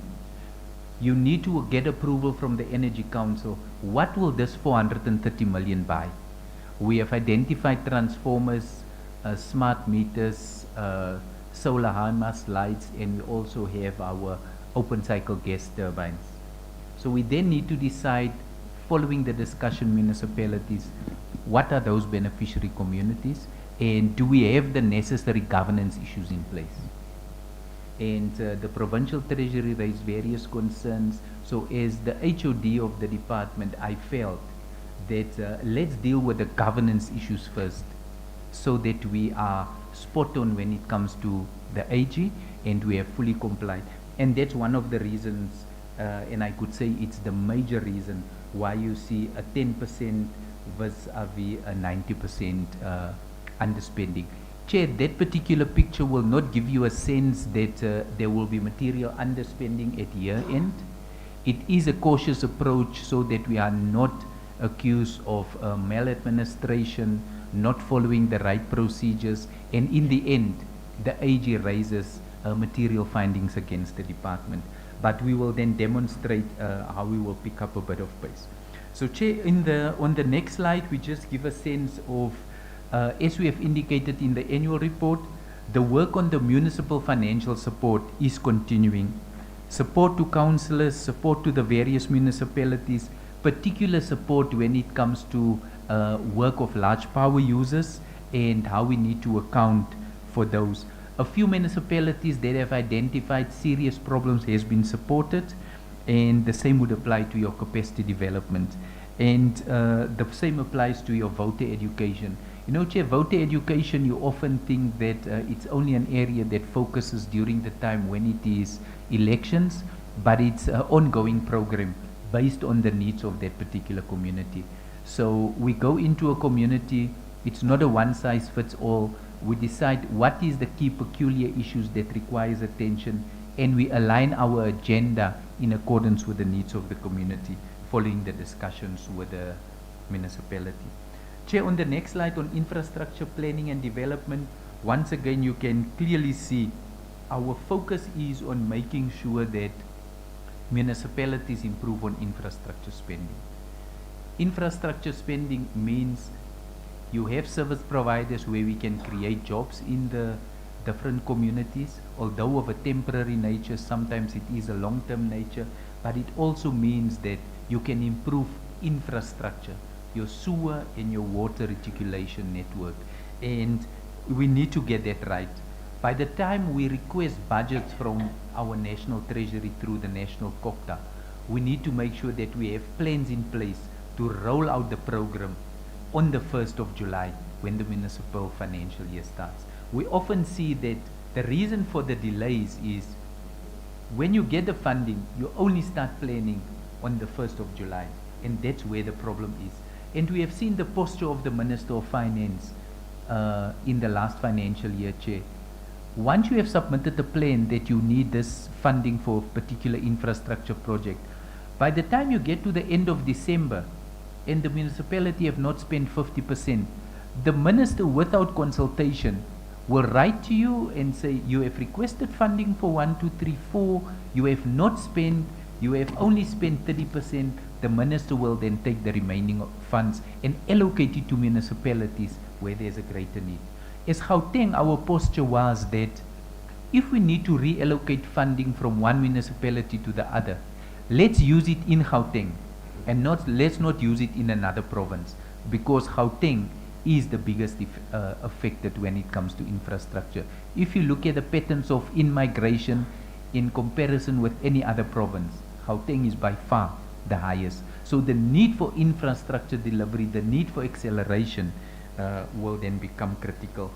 Of course, the work that the team is doing on spatial planning, the IDPs, we compel municipalities as part of our IDP week to engage us and share with us how did they engage communities in the preparation and finalization of the IDPs. But then also we track various commitments through the DDM1 plans, and as part of those we want to make sure that there's proper spatial planning, there's proper development planning, but overall there's proper planning in the municipalities at large. But Chair, one thing that we are struggling with in municipalities identify budgets, but you don't have the revenue to support the budget. So our view is always that continue to reprioritize, but prioritize within the financial means of the municipality. Otherwise, it means if you prioritize other things, you appoint more staff, automatically it has a ripple effect on service delivery. Our view is service delivery should be at the center of a municipality. And we want to see the impact on the communities. And the measures that we are putting in place now in relation to water, in relation to service delivery and also electricity, we hope to make some significant inroads. The meeting with municipalities last night did signify some serious capacity gaps in terms of the targets that we want to achieve, the 48-hour target for leaks, the issue of a proper hotline. We do have the Premier's hotline to look at infrastructure delivery issues, but once a community member report that, whether that's through the Premier's hotline or the desk in the municipality, it's the manner of response. It's not about how quickly you report the complaint, it's how quickly you can fix that, and that's what we want to test going forward, Chair.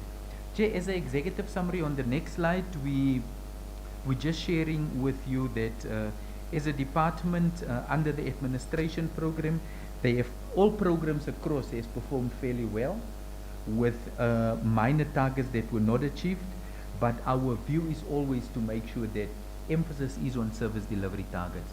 The AG did raise the fact that we need to review our targets and our indicators, including the framing of those so that it can be outcome based, and once you audit, it should give you a sense of whether service delivery in communities have taken place.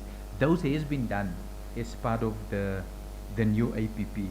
And overall, Chair, all the programs have achieved well up in the 70s, and with a few areas, particularly under development planning.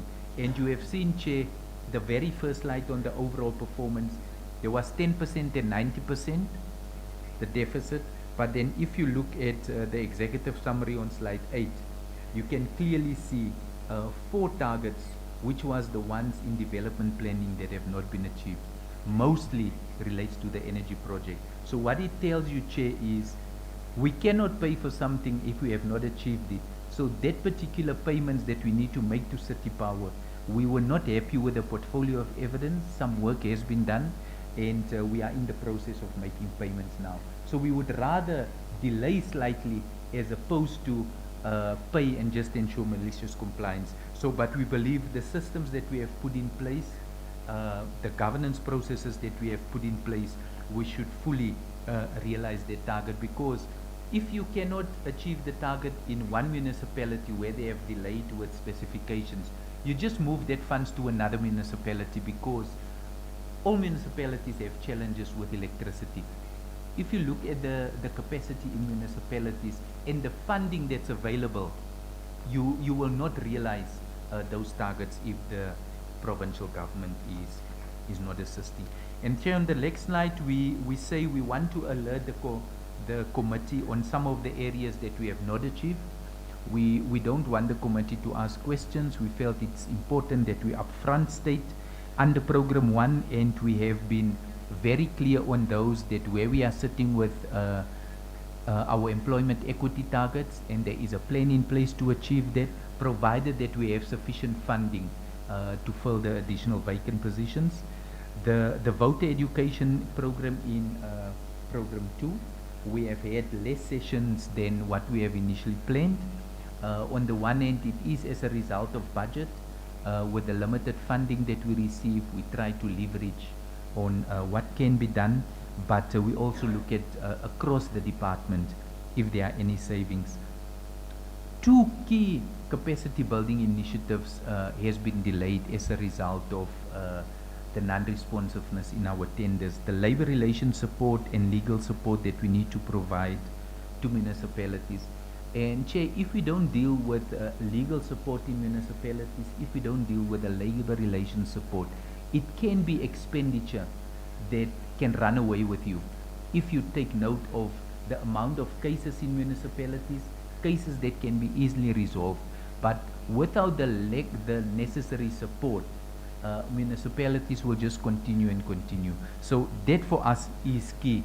What we have also seen recently is the service providers that we appoint does excellent work in a period of 3 months. But once the contract comes to an end, the municipalities don't do anything.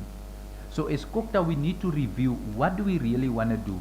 Shouldn't we build that capacity internally in CoGTA so that we don't assist municipalities on 3 or 6 months only, but we support them the entire year because we have built the capacity internally. So those are some of the key decisions that we need to make in the department, and of course in line with the funding that we'll get from Treasury. And of course, Chair, under the program 3, we highlight the areas in terms of the open cycle gas turbine and the smart meters, where we are currently at materials procurement stage for the delivery of those projects. But with the construction plan in place, we plan to pick up some significant speed before we close off for the December period when contractors close, and we hope to open a bit earlier in January to sort of pick up speed and finalize those in the financial year before it ends, so that we don't wait until the end of March, but it's finalized before the end of March, so that once City Power confirms that work has been done, we can literally go on site, check the transformers is working, the specifications provided is indeed the specifications, solar high mass lights are working, it is the relevant specifications, and it is working. I think that is the basis of our infrastructure program, and that's why, Chair, we will not compromise when it comes to the ability to verify properly before we are making payments. Chair, on the next slide, we just give you a high-level sense of where we are. 19% of our targets have not been achieved. The department, when they presented the reports to me, Chair, the department felt it was excellent. I said it was very poor because I want the department to achieve at 98%. So it's an area that we need to focus on. I also said to the MEC, at this point you might think it's very good, but I think we need to assess the impact of our performance before we can say we have done very well. But our focus is on those areas. And Chair, over the next 4 slides, we highlight the sections in red, and we highlight what are we going to do. So it shows the committee that we don't rest on our laurels. We want to make sure that the areas that we have not achieved, we put measures in place to ensure that those targets can be achieved. Chair, at this point, I want us to move to slide 17, which is the financial program performance report. And because it is Q2, the report is in a bit more detail to explain why there were some discrepancies in other areas. I want to invite the acting CFO to table this report, Chair, so that we give a sense of detail to the committee. CFO?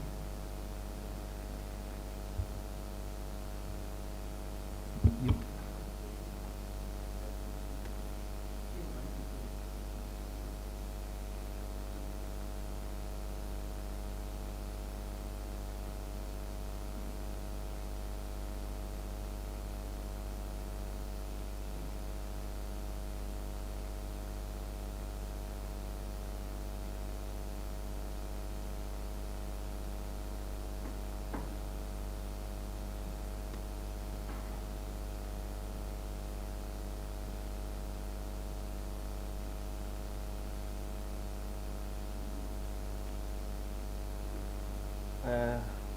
Good day, thank you, HOD, good day, Chair, and the members of the committee, colleagues, and all our stakeholders on the platform.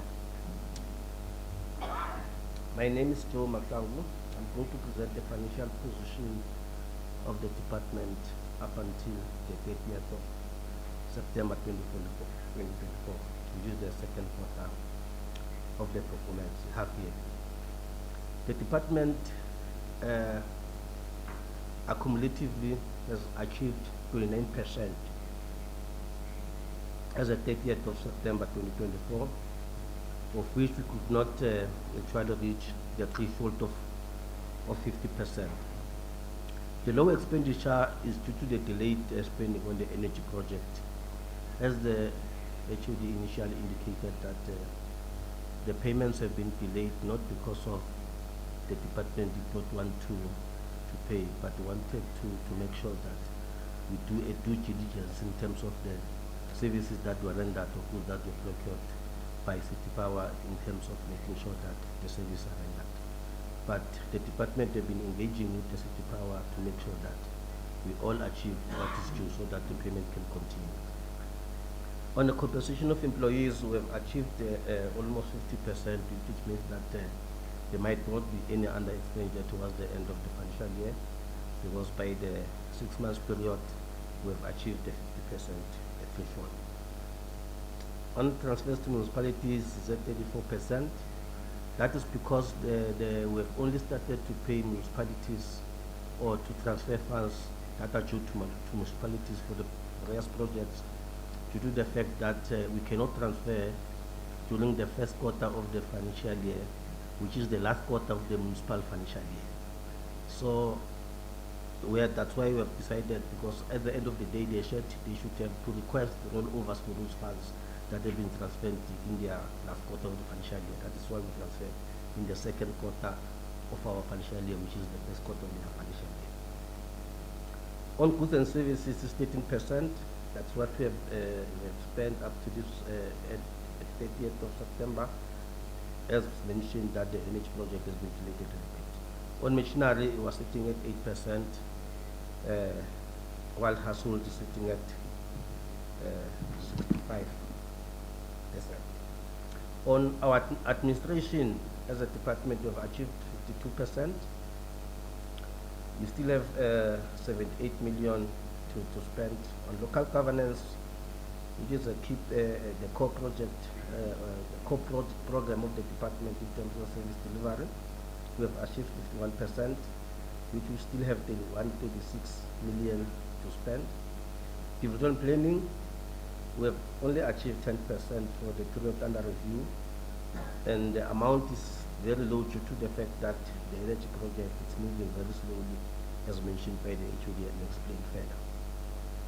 The fourth quarter with this traditional additional management, we have paid, we've achieved 54%, which we have 9.3 million still to spend for the rest of the financial year. Accumulatively, we have incurred up to 29% as a department.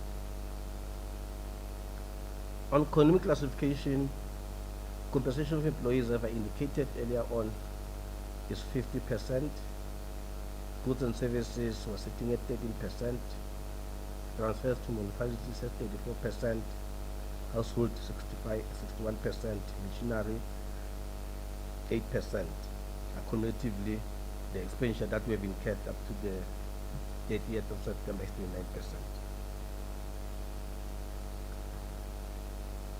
29%. We can move to program 1, which 2 sub-programs that are related to the office of the MEC. We have spent 61%. Corporate services, which includes all operational activities of the department, we are sitting at 52%. Overall expenditure for program 1 was sitting at 52%. Check. Compensation of employees, you are sitting at 47%.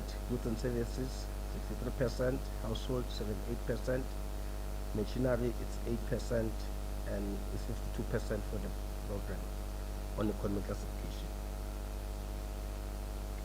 We can move to program 2. Municipal admin was sitting at 29%, municipal finance 44%, public participation 56%, capacity development 83%, M&E 44%. Accumulatively, the program 2 has achieved an expenditure of 51% for the quarter under review.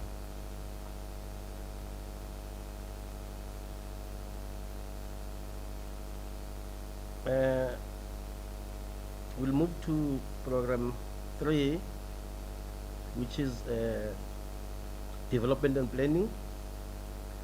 Land use management is 49%, IDP coordination 27%, disaster management 40%, municipal infrastructure 4%, accumulatively we're sitting at 10%.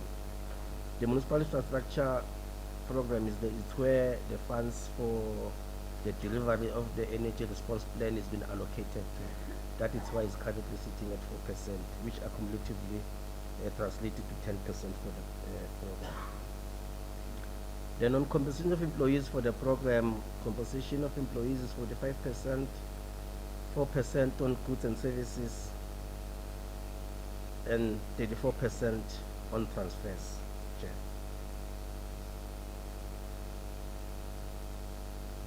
The program 4, which is traditional institutional management, the first program was sitting at 60%.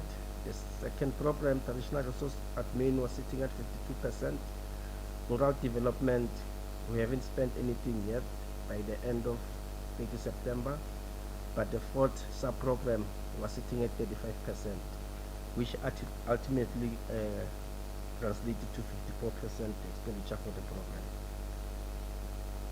On compensation of employees, it's 48%, and goods and services is 71% for the program.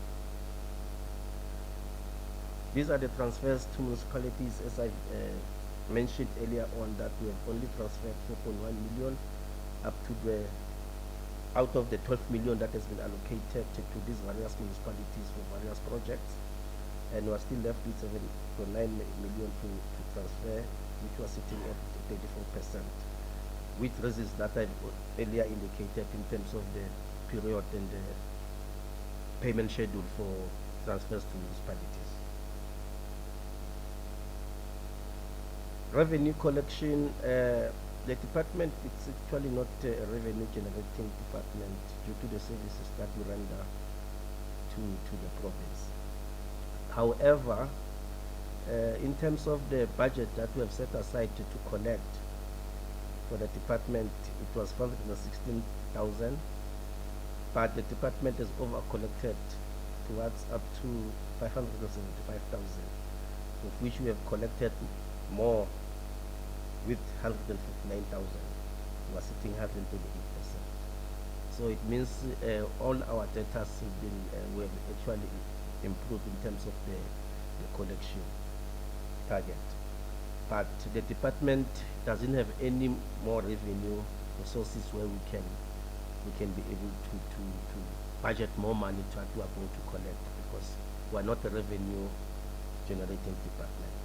Our revenue mostly was based on the staff collection in relation to the parking base with the building that we have been occupying. But since we have no stable building as a department, we are no more collecting any parking revenue from the officials. That is why we adjusted our revenue to lower from a certain amount to 16,000. Payment of suppliers within 30 days and within 15 days as prescribed by legislation and also as a directive from the province in terms of paying within 15 days. For Q2, we have achieved 99%. It's only 5 invoices that were not paid within 15 days due to some system failure or due to some late invoices being certified late by line managers. However, the department has put some mechanisms in place to ensure that managers are certifying invoices on time so that we can be able to achieve the target. But if you can look at program 1, we have achieved the target. We have been, I think, Q1, we've achieved the target in terms of the payment of invoices within 15 days. It's only been Q2 where we have not achieved the target in July and August for 5 invoices, of which the department is trying to make sure that we do better in terms of achieving this, because it affects small businesses that are rendering services to the department. I'll pause there, Chair, for further engagement.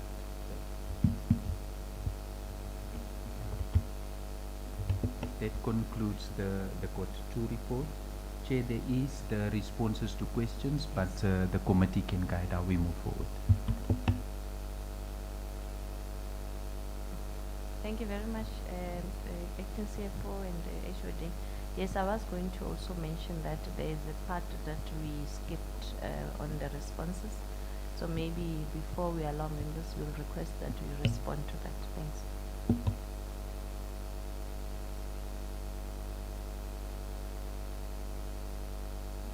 Okay, Chair, thank you very much. I will go straight on to the questions, and all the questions, both for the annual report and the quarter two, has been captured in one presentation. So, Chair, what I will do, we have endeavored to provide a lot of detail because the nature of the questions was of such that we needed to provide that detail so that the committee could understand.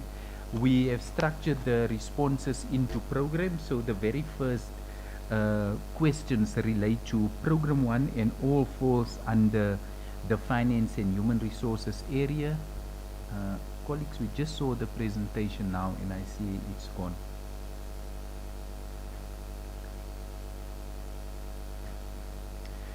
Chair, the first part of the question relates to employment equity, people with disabilities, and the remedial action. We can say currently we have 15 people with disability employed by the department. All statutory submissions on employment equity has been made, and we have prioritized the filling of positions of women. But of course, as you've just heard what the CFO has said, Chairperson, as at the end of quarter two, we are just at 50% of your compensation of employees' expenditure. So the approval that we got from the Office of the Premier to fill about, I think it's about 20, just over 20 positions, we'll have to relook at those now, because if we fill all of those positions, we will be way over on our compensation of employees. So we are relooking at those and prioritize where we can, of course, in line with the available funding. Chair, must I continue whilst the presentation is loaded? I think to save time, let's continue. I can see they're working on it. Okay. Thank you so much, Chair. And Chair, we have submitted all three presentations. Chair, in terms of the invoices paid, the 4.5% that's short, I can say that our target is 15 days. But where we have not paid any of those in 15 days, the remaining 4.5% was paid in 30 days. And we have just made the decision that all invoices must be submitted on the online platform. When you have manual invoices, staff keeps the invoices in the offices and they don't process them. But if it's online, it's on the system. The finance team regularly engages with them so that payments can then be made. And on slide 5, just on the number of learners with disabilities, we have spent an amount of 523,000. We thought it was important that CoGTA plays a key role in providing learners with bursaries, particularly learners with disabilities. And Chair, that particular program is so huge. We have received over 200 applications. But the problem is only 37 applications met the full criteria with all the supporting documentation needed. And in the end, we have supported 15 of those learners.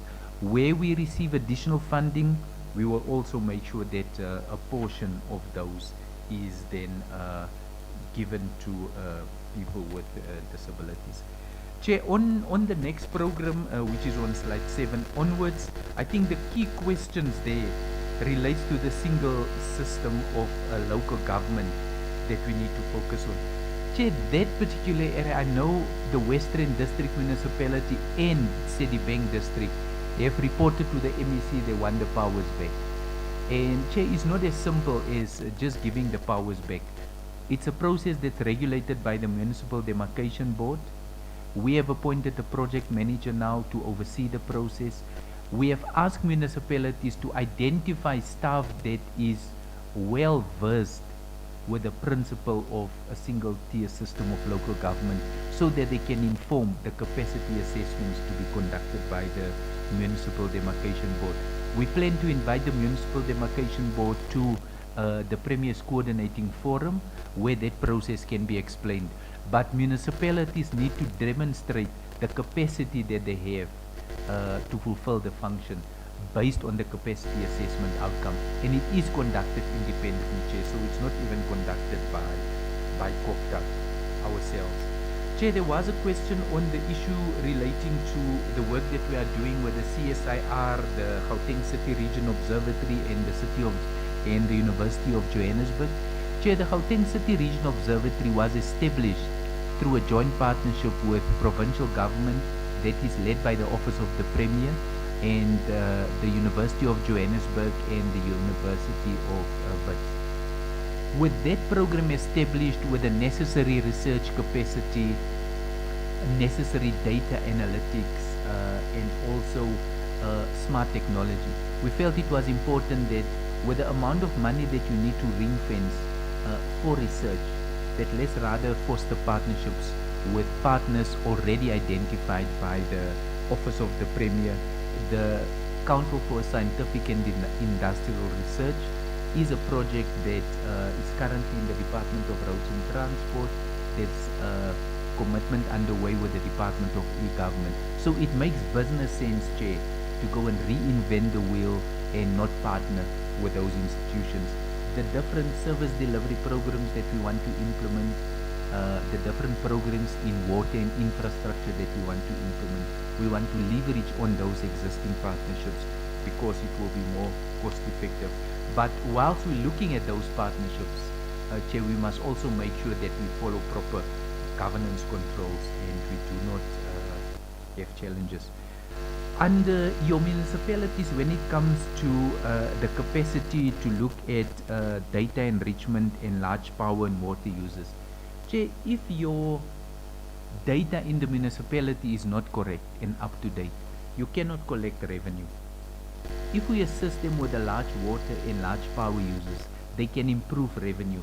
They can use more money for service delivery, and that is one of our key focus areas. And we have identified Merafong, Lesedi, Midvaal, and we want to see how we can get other municipalities also involved. And just looking at the financial benefit of about 16.9 million that has been realized with those, you can see that there is a great need for us to go into that area. And Chair, we also know that Mfuleni, there is a key intervention from the province in there. There are properties that needs to be metered that are not metered. There's properties that they can collect rental from that they are not collect rental from. Those are money that is earmarked for service delivery. And that's where the role of CoGTA is. So Chair, with all the number of support interventions that we have in CoGTA, I have directed the management team earlier in the year in an engagement with municipalities that we may need to rethink our support packages and think about those support packages that will have the greatest benefit in the municipality, but the greatest benefit on the ground in the communities. And looking at infrastructure delivery, looking at your large power users, your large water users, and how we can collect proper money from them, it can assist the municipality. And various economies of scale has been achieved in that particular area. Chair, a number of questions was about the Operation Clean Audit, and a number of questions was about the work of MPEC. I must say that once the Auditor General has issued the audit outcome, as CoGTA we will then take key cognizance in the management reports of those municipalities. We make sure that municipalities develop action plans. It's taken through the various MPEC committees, and the operational clean audit committees are functional. And we monitor the implementation of those action plans. Because Chair, if you start a new audit process and you have 70% of your previous audit action plans not implemented, Chair, you are bound to have a poor audit outcome. So those areas identified by the AG, we make sure that it is properly implemented by the department. One thing that we do struggle with municipalities, and we need to be upfront with that, is municipalities are not good when it comes to the implementation of consequence management. And a prerequisite nowadays in the provincial government, if you want to condone irregular, wasteful and fruitless expenditure, the department must demonstrate the consequence management that's undertaken before the provincial treasury will condone. And that same process needs to be replicated in municipalities. Chair, one of the areas that some of the questions is also coming out of those when it comes to the sewer spillages and the challenges with infrastructure. Some of the key questions from the committee was about work that we are doing in Rand West on the upgrading of the Hannes van Niekerk wastewater treatment, but then also the one in Beckersdal that has been problems for years. And we can comfortably say now that national department, the Department of Water and Sanitation, have identified and earmarked funding for all those. We have recently received a long report from Mogale City on the Percy Stewart one, and Chair, this is one of the projects as the committee does its oversight and requires the department to report, ring-fence some of the particular projects that we need to report in a bit more detail. But we can say in all municipalities there are projects for wastewater treatments underway, but the pace at which it's happening, the pace at which contractors don't perform, and the pace at which contractors abandon site, it is a key problem for us. And once the contractors abandon site, you need to protect the infrastructure in that site. We have seen in Mogale City where there were some vandalism of some of the particular infrastructure that was upgraded. So you literally need to start from scratch now. So the work with the Department of Community Safety, the work with the crime wardens is an area that needs to be accelerated.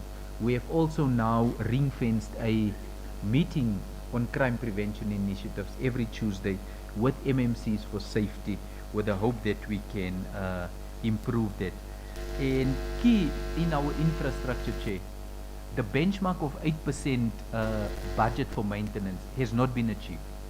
We can say that up front, and that area requires some attention. But with the budgets that you have of municipalities mostly unfunded, it is a challenge. So they prioritize rainwater, they prioritize ESCOM, they prioritize salaries.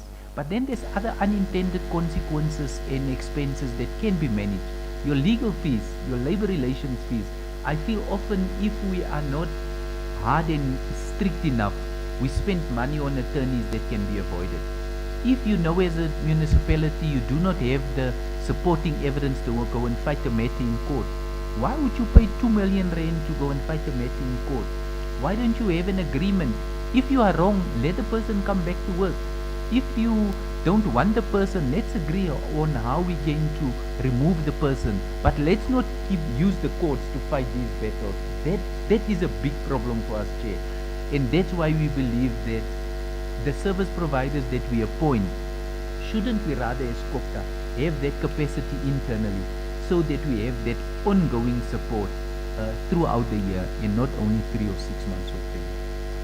Chair, some of the community and our stakeholder engagements in the last financial year was oversubscribed, but currently there was 10 planned, but much more has been done. But as I also indicated in the previous report, it's not a one-size-fits-all. What is required in Merafong could be different from what is required in other demographics, and the activities are different, and those are then customized in line with the request from municipalities. Some of the key things coming out of the legal and labor matters is issues relating to grievances. It is discrimination, it is salary disparities, and it is issues relating to a collective agreement. And what it means is municipalities sign a collective agreement with organized labor at the bargaining council, but they don't implement that collective agreement. And if there is a dispute, it means the municipality have failed to comply. You are then compelled to pay. Chair, the next few slides from slide 25 just give you a sense of where we are with the labor relations cases, the number of cases. You can see it's quite high. City of Tshwane with 285, Sedibeng, they had the same difficulty with capacity, and the city of Ekurhuleni has about 138. And the metros do have fully fledged legal and labor sections in the area, because all reports to council needs to be vetted by legal, but still these municipalities have challenges. And on the next slide, we're just giving a sense of the number of posts that has been vacant in the municipalities, but we can say the city of Tshwane was the one that improved significantly.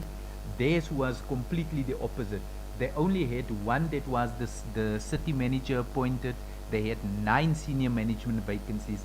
They have turned that around. They only have the vacancy of the management officer. But some of the delays is obviously funding. If you do not have the funding, you will not be in a position to fill. When we had a meeting with Mfuleni Chair, which is a case in point, Mfuleni planned to expand the structure by a further 300 people. They identified funding of about 385 million. Currently, we had an engagement with the ministry where we assist them to unfreeze their account. But there is no funding and there's no budget physically. So we advise them to rather go and reprioritize as opposed to just filling vacancies, but rather reprioritize. And that's the ongoing engagement that we have. So you will find, Chair, that where there is a downward trend in the vacancy rate, you will also see that the financial position becomes a bit stable.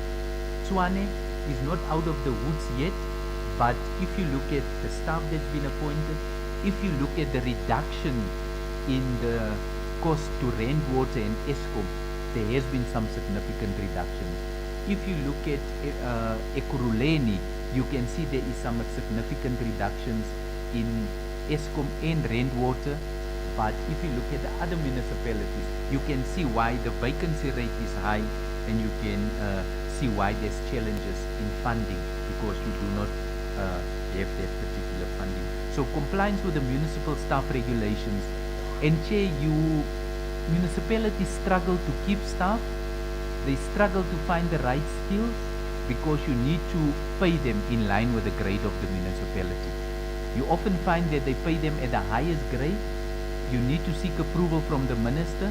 If the minister decides not to give you approval, you are in trouble, because then you need to recover that money.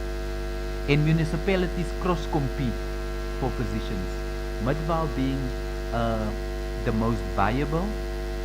Smaller municipality, if a position becomes available in Mfuleni, the one goes to the other municipality, and that's some of the challenges that we have. So the whole recategorization of municipalities, the regrading of municipalities is an area that needs to be focused on. Joburg and the city of Tshwane have taken very long to fill a CFO position, because the CFOs that comes in, that came for interviews, would say that our requirement for a starting salary is 3.5 million. They can't afford it. It's completely outside their requirements. So that's the kind of challenges that you have. Positions are re-advertised, and staff internally do not want to apply for those posts, because staff just below your executive directors are often at a higher scale because of the number of years that they are in the municipality. Chair, in so far as your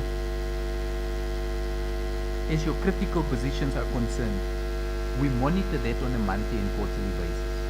Municipalities must report to us on the status.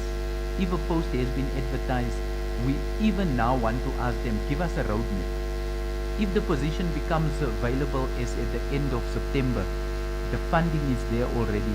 Tell us when the position will be advertised, when will it close, when will you do shortlisting, when will it go through the various committees up until the interviews are done. Because once the interviews are done and it's approved by council, they must still seek approval from the MEC as the accountable executive authority for local government to achieve that. Chair, some of the additional questions that was raised by the committee, if you look at slide 47, Chair, you can clearly see there the budget for maintenance is very low.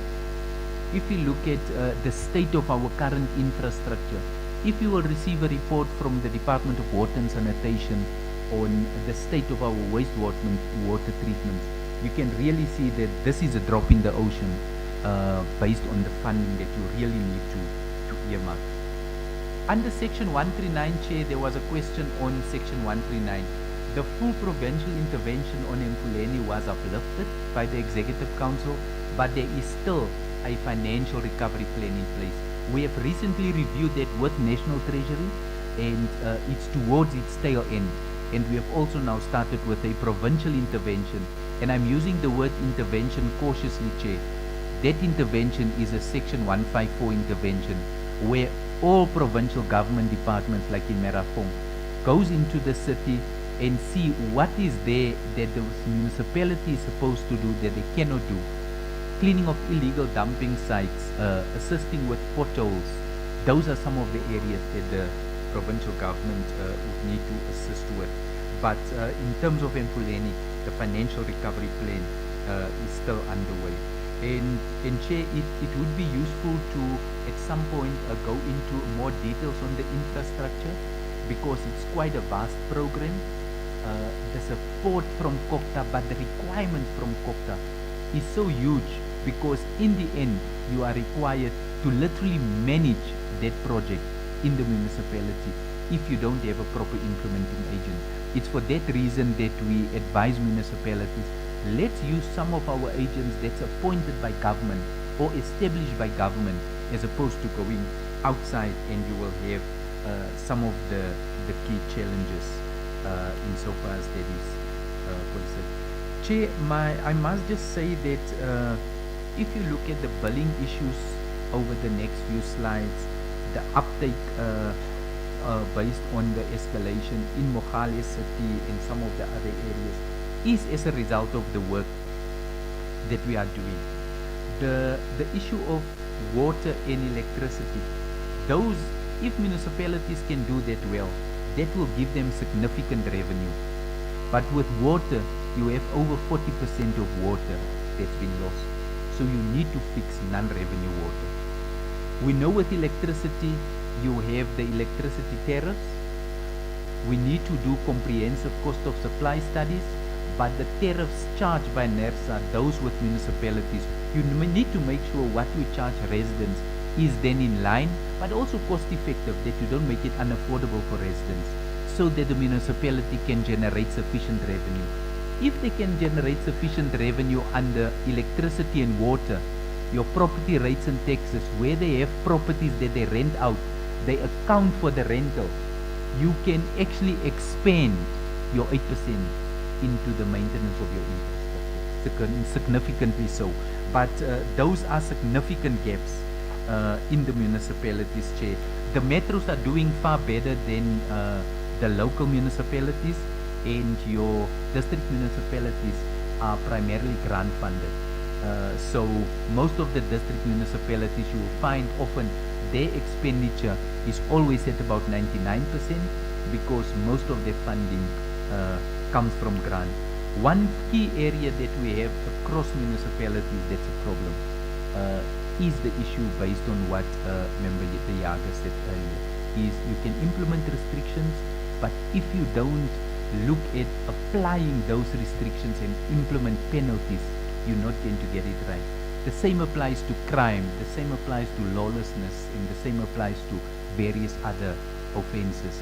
And as part of our CBD revitalization program, Chair, we said that whilst the focus is on cleaning, whilst the focus is on improving the lighting in the municipalities, shouldn't compliance with bylaws, those street vendors that's on the streets, they are properly licensed, they go into a demarcated area, shouldn't that be the key cause of our concerns as a provincial government with municipalities? So our next rollout of the CBD campaign should be about compliance as well. Chair, I will regard the other areas as read, and I can stop there, Chair. Thank you very much. Thank you very much for that presentation, introducing the response to the questions. And I allow members to also give their own input based on our first discussions with members who want to speak, and we will follow up on some of the questions. Member Masolini, Member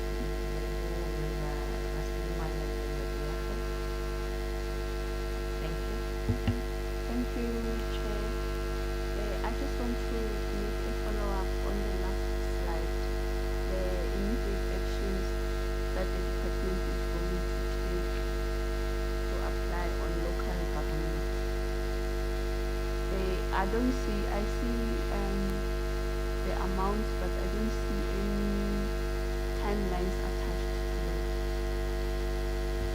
Can you please elaborate on the timelines, or it's something like maybe we will share later? Thank you.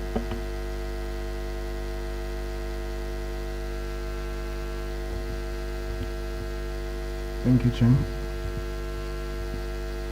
Dumelang. Chair, my question is actually based on the technical performance report for 2024-2025 financial year, Program 1, which is the administration. I've noted that only 13% has been spent so far in the quarter 2, which is the quarter under review. It is reported that 48% was procured from the township companies. On the quarter 2 financial performance report, the HOD cited reasons for underspending that is due to the energy project that was not yet executed due to unavailability of smart meters which cannot be procured locally. But the most pertinent question from the committee will be, are these township companies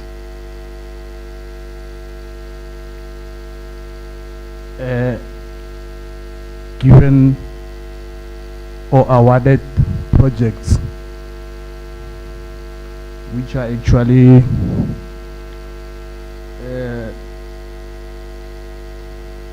sorry, I can't clearly see you.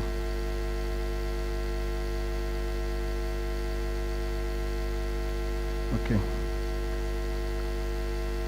The RFQs awarded to township companies, are they of low value, which resulted in underspending? And can the department perhaps provide the committee with proof of rent value that is awarded to these township companies, so that we can actually check if these companies were awarded low contracts value, which resulted into the department spending 13% so far in the quarter 2. Thank you.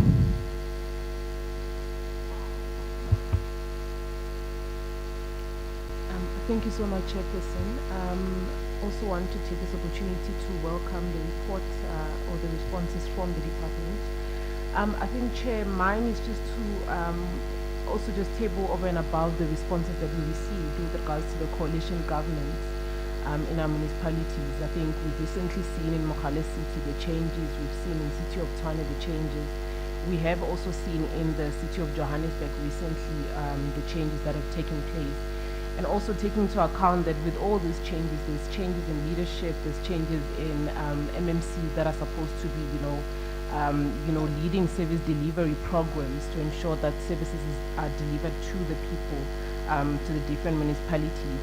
I would really just want to find out from the HOD that given these changes and the ongoing changes that happens quite very often when political parties find themselves differing in their plans.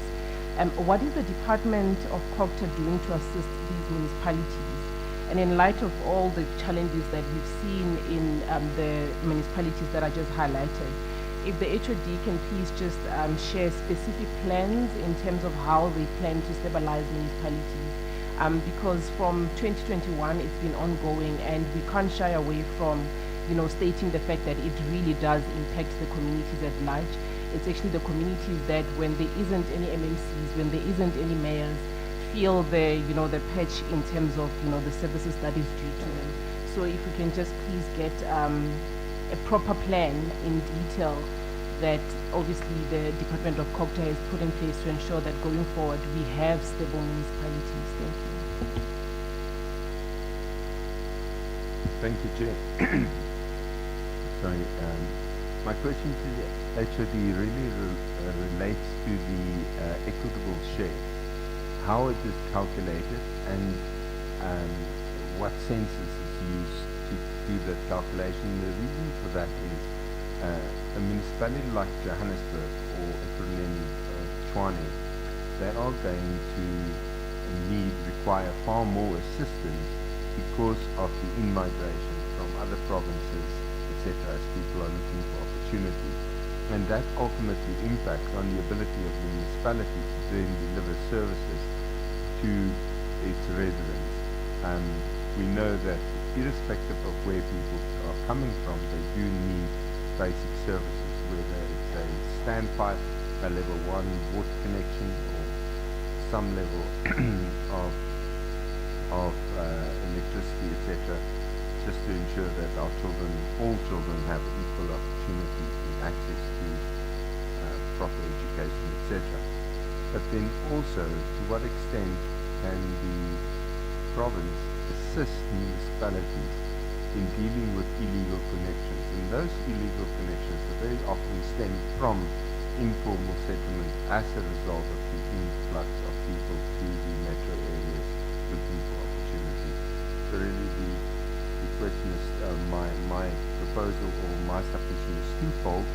One, on the equitable share, how it's calculated, and then secondly, what more can the province do to assist municipalities with the illegal connections, be that water, electricity, or sanitation. Thank you. Thank you very much, members, for those questions. Just to add, before we allow members of the public to also engage on this, it would be, I think the committee also raised the issue of the corrupt incidents and the report on corrupt incidents on municipalities. There were specific municipalities that you mentioned in the report, yet the committee is interested in all the municipalities. So if we can get information of whether you do have such a report or you have the appetite to be able to look at all the municipalities instead. I think secondly, the role of the water education ambassadors, considering we are unable to meet your plans, and I think it's a program, yeah, it's under public participation. But were you saying that you were only able to meet only 2 out of 3, and the reasons were that there's budget constraints. The committee's question was, are those voter educators educating as ambassadors not based in the wards, and what would have been those budget constraints that would have made them not to achieve the target that they placed for themselves? Also, on the objection by the service provider, the committee felt that they needed the reasons that were advanced in as much as we were able to resolve the matter. But what were the reasons advanced? I think that these are some of the questions that the committee would have wanted to raise. I want to allow members, if they have any questions or want to seek clarity, before we allow the department to respond.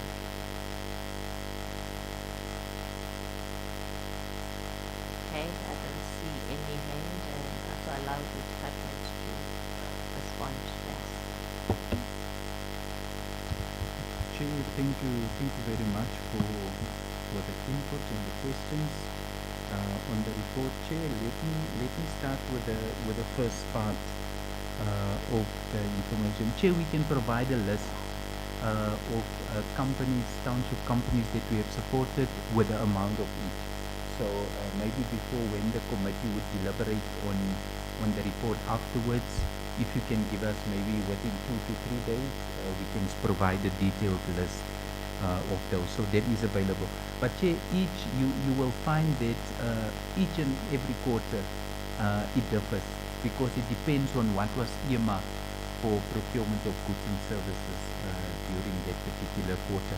But I think for the quarter under review and maybe even for quarter one, we can provide the list of that, Chair. Our view was, Chair, that in the past you would have suppliers that has an address in the township, but they are staying in a mansion in Centon. So the CSD has been updated to monitor those. If it's women, it's a woman-owned company, not somebody that have bought a woman to actually say the company's in women. So we are quite stringent on that. I often think that our procurement processes is delayed because our SEM people are they're not convinced that this does not look like a service provider in a township. So we do monitor those because we have picked it up in the past. But we can share that. So the monetary value for each of the RFQs differs. It could be RFQ for professional services, and we use the database for that, or it could just be a general request. Where we go into a township for voter education specifically, where we provide catering and so on, we will procure from the township enterprises. And you will immediately know if we have not procured from the township enterprises when there is a protest. So if we procure sound, if we procure catering, we make sure that we go into the township in procuring it. The minister at the last meeting we had in Ekurhuleni was quite at pains that we shouldn't do shortcuts, but make sure that we support township providers. But that information can then be shared. And in terms of the time frames, Chair, as indicated by the member, some of the time frames can be provided. Some of the actions are immediate and it needs to be taken effect with immediate. But some of those are spread over the financial year so that we can achieve those. Chair, insofar as coalition governments are concerned, Chair, my view is one. If I receive notification today that there is a motion of no confidence in a mayor that's scheduled for Thursday, I watch with bated breath what is happening on Thursday. If that mayor is then removed, my role is to immediately write to that speaker to say we compel them to convene council and elect a mayor within 14 days. The longer you wait, it affects service delivery. If they can even do it earlier, we will do that. But the first point of call with the letter that would go is for the MEC to engage the political parties. Because I feel, Chair, Mogale City have worked quite swiftly. We have now scheduled they have such a relationship with municipal managers that where there is a pending motion of no confidence, they need to inform me as the HOD so that I compel them to make sure that they elect within 14 days.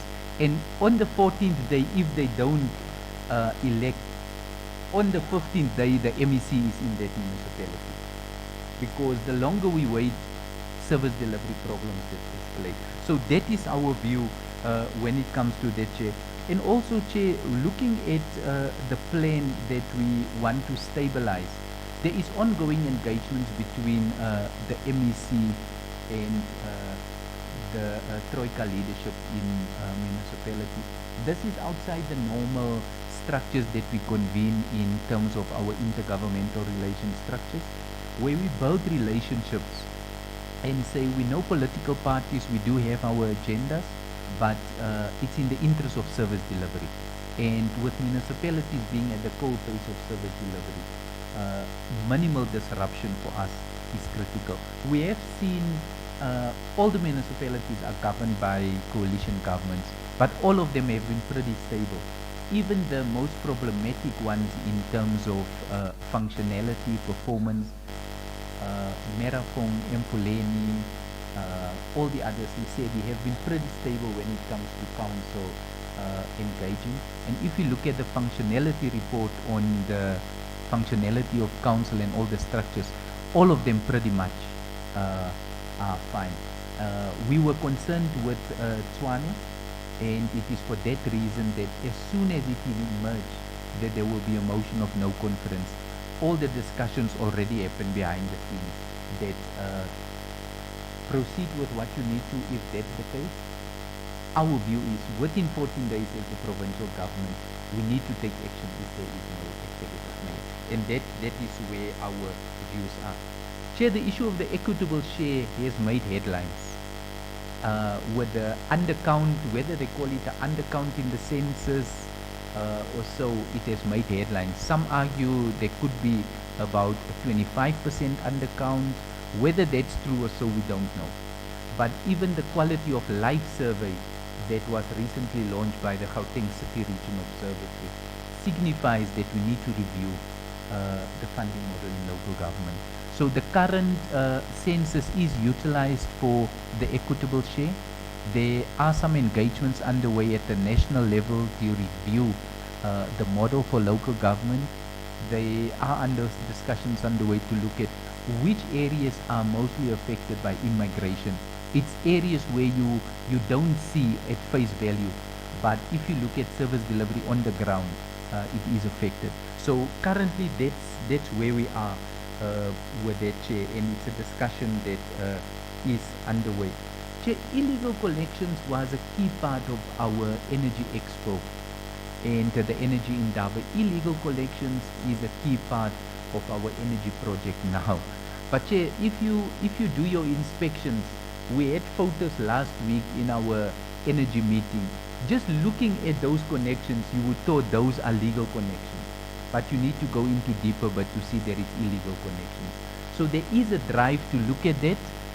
When ESCOM goes into municipalities to switch off and so on, we always say, can we please make sure that municipalities are informed and communities are informed. We need to reduce the protest in municipalities as a result of the lack or no communication. But illegal connections is a key part of our work, that is both water and that is both electricity. At some point we'll have to come back to give you some of the stats where we are, which areas we have focused on, and what are some of the inroads that we have made. Chair, insofar as the corrupt incidents that has been reported, we are focused on the one that has been reported now. But if you need to have a report on what has been reported throughout the municipalities over the last year or so, such reports are available. We have the ethics team in CoGTA that immediately when a report is received, the municipality are asked to provide input, conduct investigations. And as CoGTA, we cannot just intervene, because the MEC must have reasonable suspicion before he intervenes without engaging council. So the first point of call is always to engage council. We track, and where we believe there is a reason for us to act decisively, we will ask the forensic unit to actually go and assist with it. Chair, on the voter education ambassadors, yes, you're right, they are located in the actual wards, in the municipalities.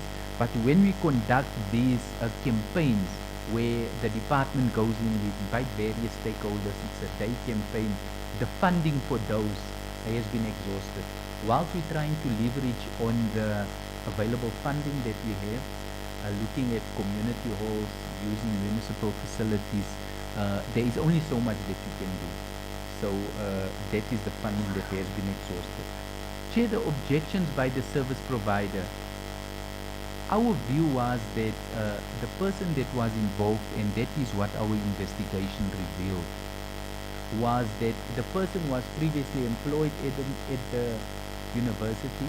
The project that was awarded at the university, the person felt that he has been hard done by this. But because that objection has been raised, we needed to conduct an investigation. And it is for that reason that the project was delayed.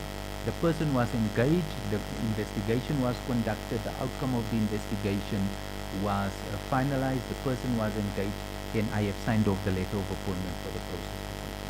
So Chair, that's where we are, and I think we have taken care of all the questions. I don't know if the colleagues want to respond, but I think we have covered everything, Chair. Thank you very much, Shodi. Let me take this opportunity to thank the department for the input and given responses to the questions. Also want to thank you, members of the public. You're very important to the legislator, and we thank you for your participation as well. I want to thank members for also participating. I want to, before we conclude, just to request that the members move for and also second for the acceptance of both presentations. We won't do it in the first one, but for both, member Diafa. Chair, I'll move to adopt the Thank you so much, member Martin.